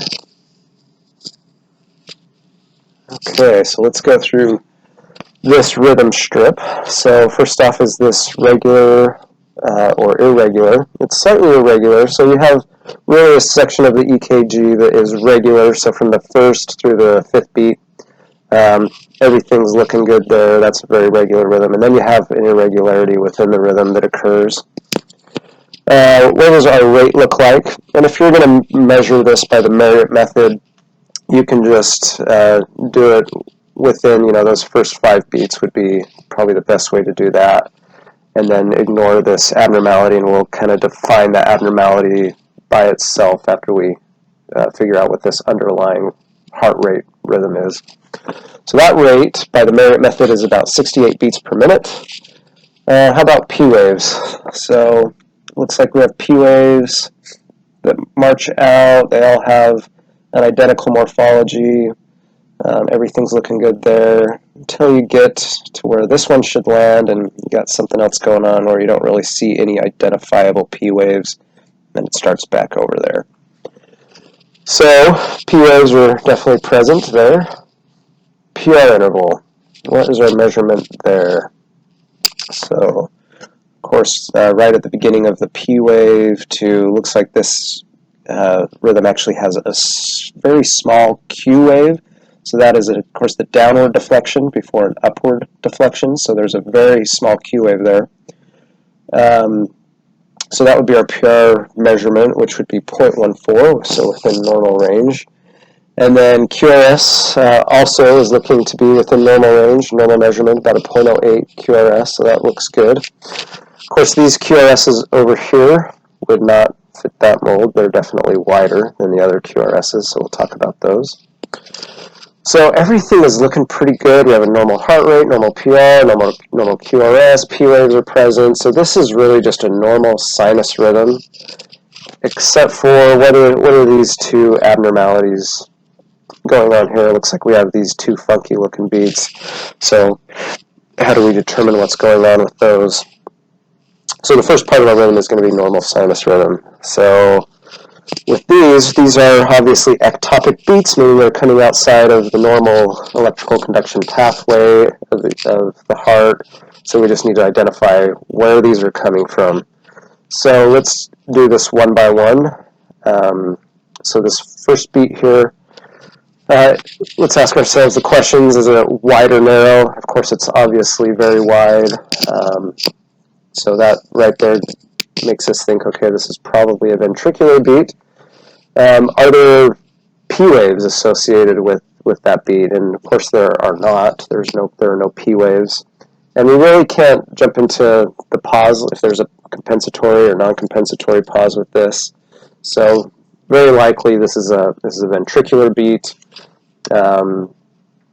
with this specific morphology, and the next beat, which fits that exact same criteria. It's wide. There's no P wave. We really can't look at the pause thing, but it has a different morphology. So both wide QRSs, we know this is a ventricular couplet, so PVC couplet, but they're coming from different areas of the heart, right? So every cell in the heart that depolarizes is going to have its unique signature morphology for where that QRS is coming from. So these are two ventricular beats coming from different areas of the ventricles.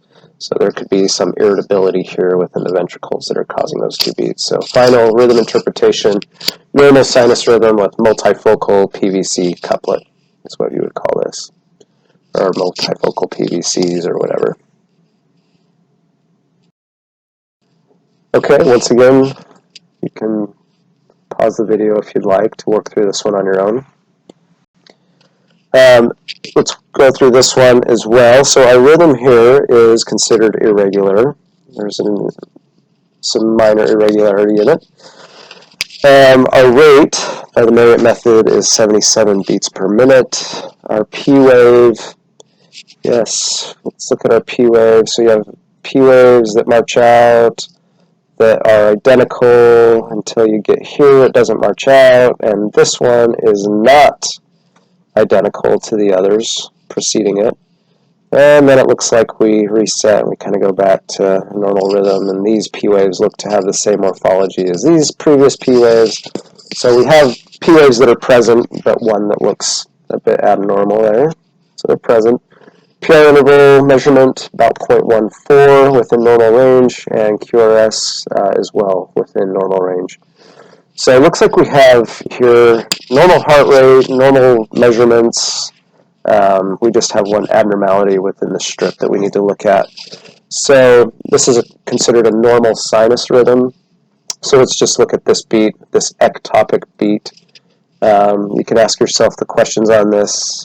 Is the QRS wide or narrow? And it's narrow. And does it have a P wave? And yes, it does have a P wave, and that P wave is upright. So we know that this is an atrial beat. So we would call this normal sinus rhythm with one PAC, or a premature atrial complex. So NSR with a PAC is what this rhythm is. Okay, we'll work through this one together. Pause if you'd like to work through it on your own. So this rhythm here is regular throughout. Your heart rate here is 63 beats per minute, so we have a normal heart rate. P waves, let's look at our P waves. So we do have P waves, identical morphology, they march out, everything looks good, nice. So those are present. How about our PR interval?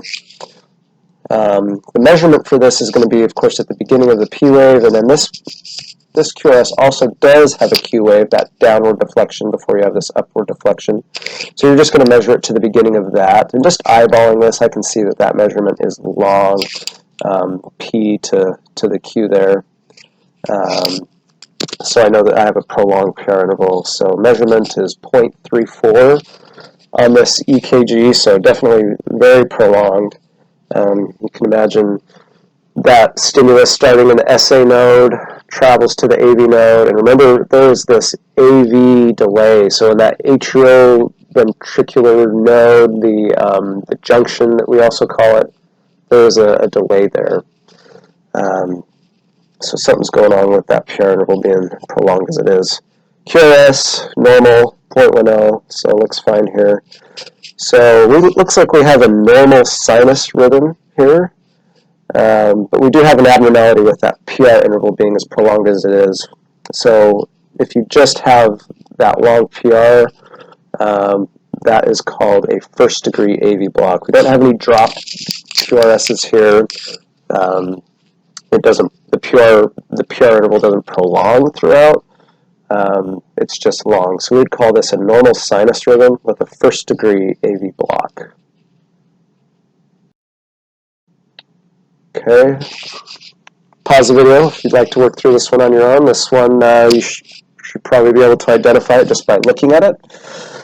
So our rhythm here is irregular, and our rate, if you can get an effective rate here, which you can get a ventricular rate because these are just ventricular depolarizations. You see really no atrial activity going on here, but the ventricular rate here is about 320 by the Marriott method. So the bottom part of the heart, the ventricles, they're really just quivering, which means that they're not giving adequate time for blood filling. If they're not filling with blood to send out to the lung, to the lungs and to systemic circulation, then this rhythm, of course, is not compatible with life. You've got to reset this in order for this patient to survive. So it's just a quivering of the ventricles, which creates a very ineffective heart. P-wave is not absent here, not applicable. So no P-waves. And then our PR interval, of course, obviously does not exist either. That's not relevant or not applicable here. And then QRSs, they're variable with these. So what is this rhythm? If you said torsades, then you're absolutely correct. And the telltale sign of this, of course, is torsades, meaning a twisting of the points. This is like that ribbon being twisted, and you see the voltage of the QRS complexes peak and then narrow and peak and diminish. Okay, this is a rhythm that I want you guys to become very familiar with. Go ahead and pause the video so you can work through it on your own, but I want you to be able to identify this very readily because you will see it a lot in practice. So go ahead and pause the video so you can work through this, but we'll walk through it once you're done. Okay, so this rhythm is certainly very irregular. We would actually call this irregularly irregular, meaning that there's really no rhyme or reason when the next QRS complex is going to come. There's much variation between each of these. None of them are consistent or the same distance apart. So this is a very irregularly irregular rhythm. Our heart rate here, so this is a 6-second strip, so there's 9 beats that are seen here. Times that by 10, and we're roughly at 90 beats per minute is what we're seeing here. P waves. Do we have identifiable P waves here? So no, we do not. We actually have fibrillating waves, so that should indicate, of course, what's going on here. But the P waves are absent. We just have these fibrillatory waves that are occurring with between the QRS complexes. So basically, the atria, once again, the top part of the heart, are just quivering very, very quickly. So we have those fibrillatory waves. So there's no PR interval. We can, however, get a QRS complex measurement, which for this strip is 0.06. So within normal range here. So what's going on? We have a heart rate here of 90 beats per minute. We have these fibrillatory waves. It's irregular, no P waves. So if you got that this is atrial fibrillation, then you're absolutely correct. And I hope you get very familiar with this rhythm and can identify it very readily in practice.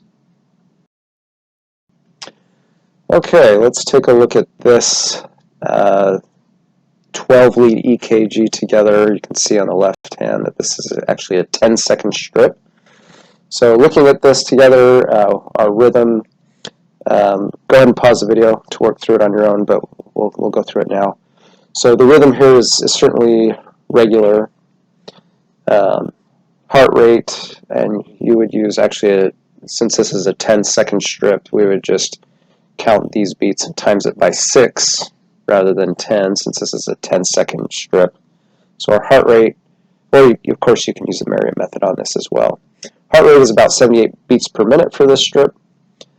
P waves, so you can pick a lead here that you feel like where you can identify the P waves best. Looks like I would say maybe lead 2, lead 3, you can really see good P waves. So whoops, sorry here. So lead 3 here, you can see them. Lead 2, you can see them pretty well. I mean, you can see them here down here in V1 with the rhythm strip that goes all the way across the you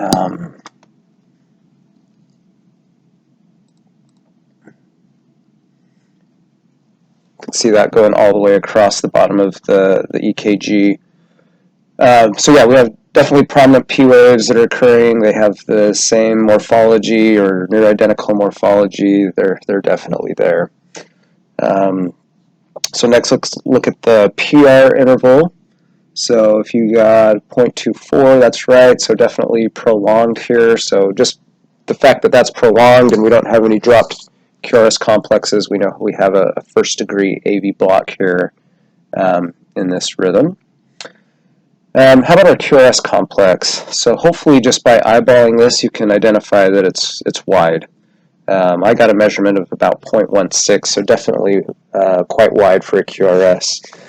But these, the driving rhythm, of course, here is sinus because we have these P waves that are identifiable and they march out and everything. So we do have a normal sinus rhythm here.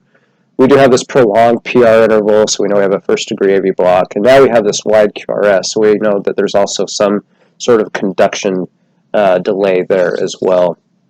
So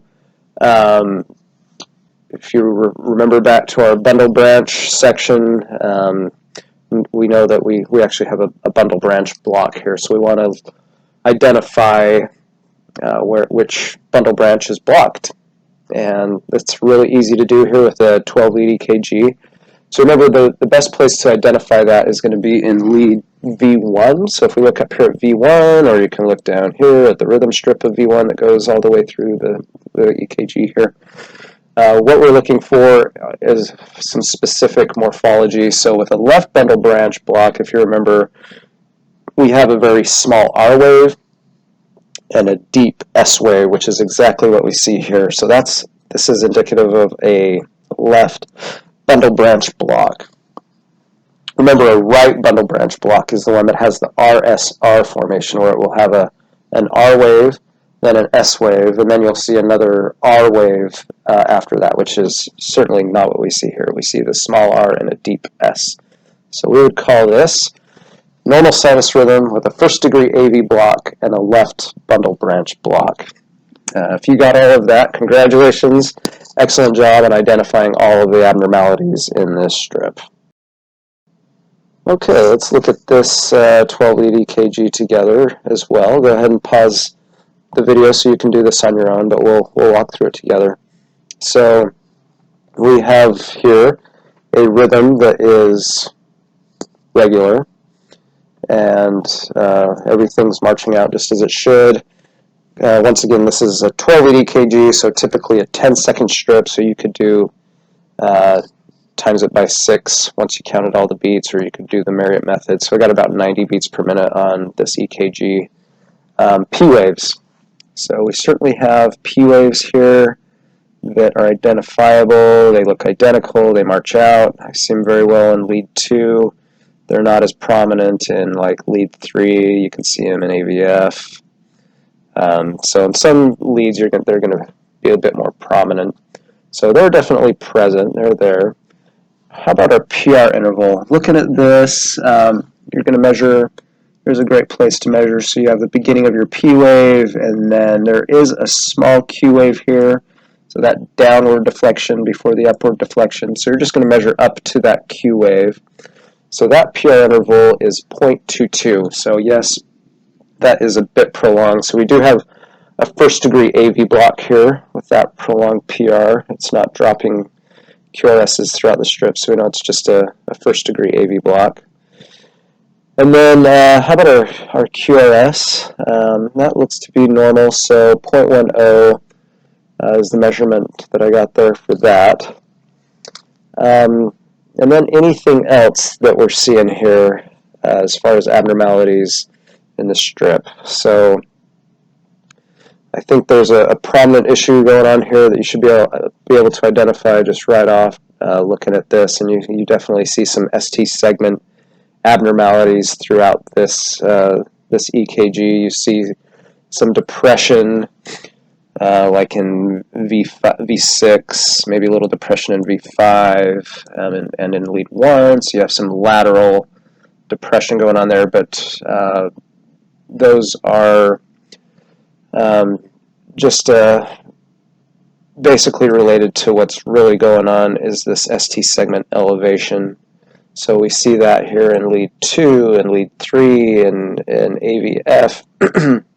You also see it here in V1, 2, and V3, and a little bit in V4 there.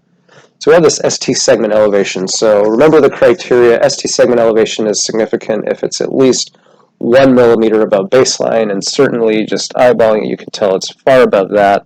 So this is definitely very significant ST segment elevation. So we have a first-degree AV block, but also this patient is having a heart attack. They're having an inferior MI.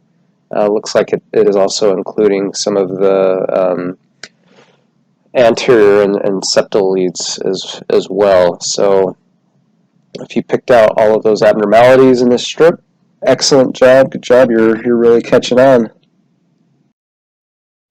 Okay, pause the video, do this one on your own. This is a 6-second strip, so you can get a heart rate out of this. But go ahead and pause, and then we'll work through this together.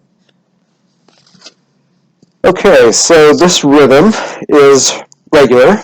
You can see that everything's marching out like it should, so that's one good thing it's got going for it. The rate, though. So we are looking here at a ventricular rate. There's no atrial activity that we can see within this EKG, so we're just measuring the ventricular rate, which is rather fast. So rated about 160 beats per minute. There are no identifiable P waves, obviously, in this EKG. We're not seeing anything, nothing that would indicate atrial activity. So we would say that those are absent. PR intervals not applicable because there's no P wave, so and hence no interval. The QRS complex. So these are QRS complexes. We're not performing a measurement on them. This is just ventricular activity. So with a heart rate of 160, and these are all just ventricular beats that are marching out, what would we call this? So we would call this ventricular tachycardia, or VT for short. Some people call it VT. But this is a rhythm that would need to be defibrillated either by an AED or pharmacologically. You want to get a patient out of this rhythm. This is not compatible with life. So good job if you got this rhythm here. Okay, let's do this one. Pause the video, and then we'll work through it together. Okay, so rhythm on this. Is this regular or irregular? Well, it's very obviously regular. It looks great, so everything's marching out like it should. What is our rate here? This is a 6-second strip, so you can do either method. But rate here is about 110 beats per minute, so we have, this is tachycardic. It's over our 100 beat mark, so we have a tachycardic rhythm here. What about our P waves? So we have an identifiable wave here that occurs before every QRS. They all march out. They all have the same morphology. They're all also inverted or upside down. All those P waves are happening upside down. So hopefully you're able to recall what that indicates about our rhythm, but P waves are inverted. How about our PR interval? PR interval is quite short. You can see that P wave is definitely a lot closer to the QRS than we typically see, so very short for a PR interval. It's like the atria depolarize, or I'm sorry, the junction that we'll talk about here, the AV node is depolarizing here, and then immediately after you have QRS or ventricular response immediately after. QRS is normal, 0.08. So, sorry I gave this one away, but this is a junctional rhythm, junctional tachycardia. So the junction here has become irritable and has taken over control as the pacemaker for the heart. So it's running the show there. But yes, if you got junctional tachycardia for this rhythm, excellent work. Okay, you can work through this one and we'll go through it together. Okay, so let's take a look at this. This rhythm, we would actually say that it's irregular. It's really quite regular, but there's an irregularity within the strip. Heart rate for this, this is a 6-second strip, so you can work through it that way. This is about 65 beats per minute for this, so normal heart rate. P waves, yes, present in all except for one. So let's walk through that. So you have P wave, identical, near-identical morphology, and then bam, the next one should have come here, but there's an absence, there's nothing, a bit of a pause, and then you have this QRS, then it goes back into normal sinus, normal P wave performance there. So yeah, it looks like everything's looking normal so far. There's just this abnormality in the middle of the strip. How does our PR interval look? So 0.12 within normal range. So we're going to measure from, we're going to measure from here, the beginning of the P wave, to the beginning of this Q wave. There's that downward deflection. So that's going to be our PR interval. Remember not to include the Q wave in that measurement. And then the QRS complex is within normal range as well. So it looks like we have a normal sinus rhythm here.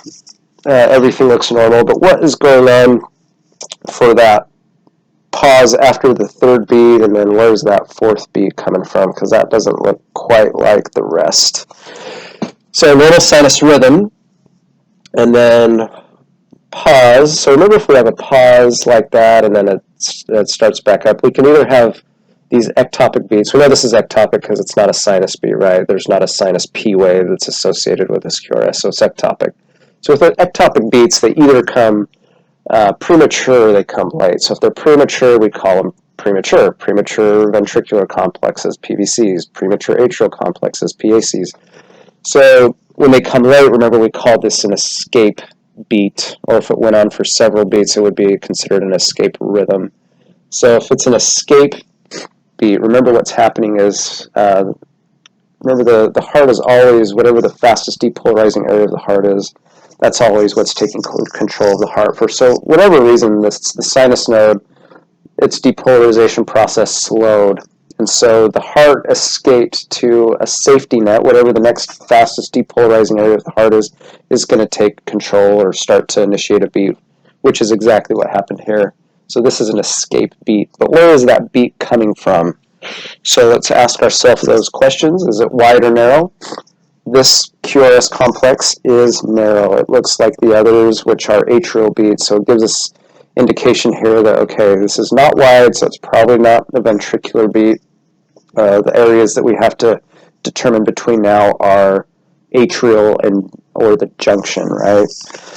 So next question, does it have a P wave that's associated with it? This does not, so we know it's not an atrial beat because atrial beats have a P wave. So this QRS must be coming from the AV node or from the junction. So we'd call this a normal sinus rhythm with one junctional escape beat. And if you got that, awesome job. Very nice work. Especially in being able to identify where that ectopic beat is coming from. That's the key point here. Okay, step it up a bit. This is a little bit more challenging. You can tell right off just looking at this that there's something funky is going on here. There's something abnormal. So let's figure this out. Go ahead and pause the video and we'll work through it together. Okay, welcome back. Let's work through this strip. So first off, regular, irregular. Really everything about this is regular. QRSs are all marching out. Your P waves are all marching out. So it's looking like it. At least it's regular. Our heart rate here is about 63 beats per minute, so normal heart rate. What about our P waves? So let's take a look at those.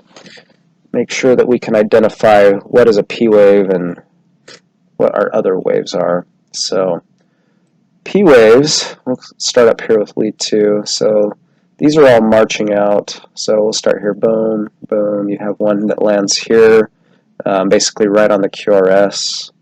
Here, here, they're all marching out. But there's definitely more P waves than there are QRSs, right? So the P waves are marching out, the QRSs are marching out, but they're not marching out together, meaning it doesn't look like there's communication between the atria and the ventricles, so that should hopefully give you a big clue as to what this rhythm is. So P waves are identifiable, they have the same morphology, they're all coming from the same area. These are sinus Ps. So these other waves, make sure you're not confusing these with P waves. These are actually T waves. So you see a T wave here, that's the T wave, that's the T wave. You can see those. Some of them probably merge a bit with the P wave, which creates kind of a larger funky wave.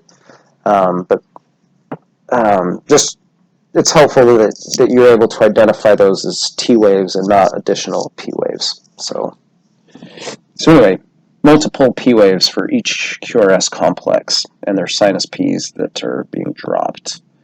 PR interval, so it's definitely variable, right? Like we said before, there's clearly not communication between the atria and the ventricles here, and so the PR intervals, they vary. Like this P wave lands on the QRS, this P wave is much further out from the QRS, but they don't excuse me, they don't seem to be communicating here. So there's a variable PR interval. QRS, normal, 0.06. Okay, excuse me. So what is this? What is going on here with this rhythm? P waves, no communication between the top and the bottom part of the heart. So that would give us an idea that what is that filter, the AV node? Something's going on there, right? If there's complete disassociation, complete non-communication between the atria and the ventricles, what do we call that? That is a third-degree AV block or complete heart block. So the atria is doing its own thing, the ventricles are doing their own thing, but neither really knows what's going on with the other. The interesting thing about this is usually in a complete heart block, your QRS complexes are much wider.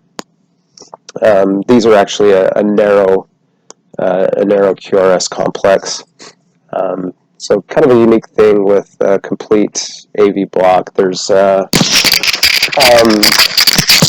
what you would actually have here would be like more of a junctional rhythm going on. So the ventricles aren't where these QRSs are initiated. They're probably initiated in the AV node, and the dissociation occurs there, but the AV node is taking over as the backup rhythm of the heart, and the atria just aren't communicating with the AV node there. So this is quite an interesting strip, and one that needs to be treated for sure with a pacemaker. Okay, well that wraps up our this EKG course. I just want to thank you for participating, and hopefully this was informative and can help you in your practice as a technologist.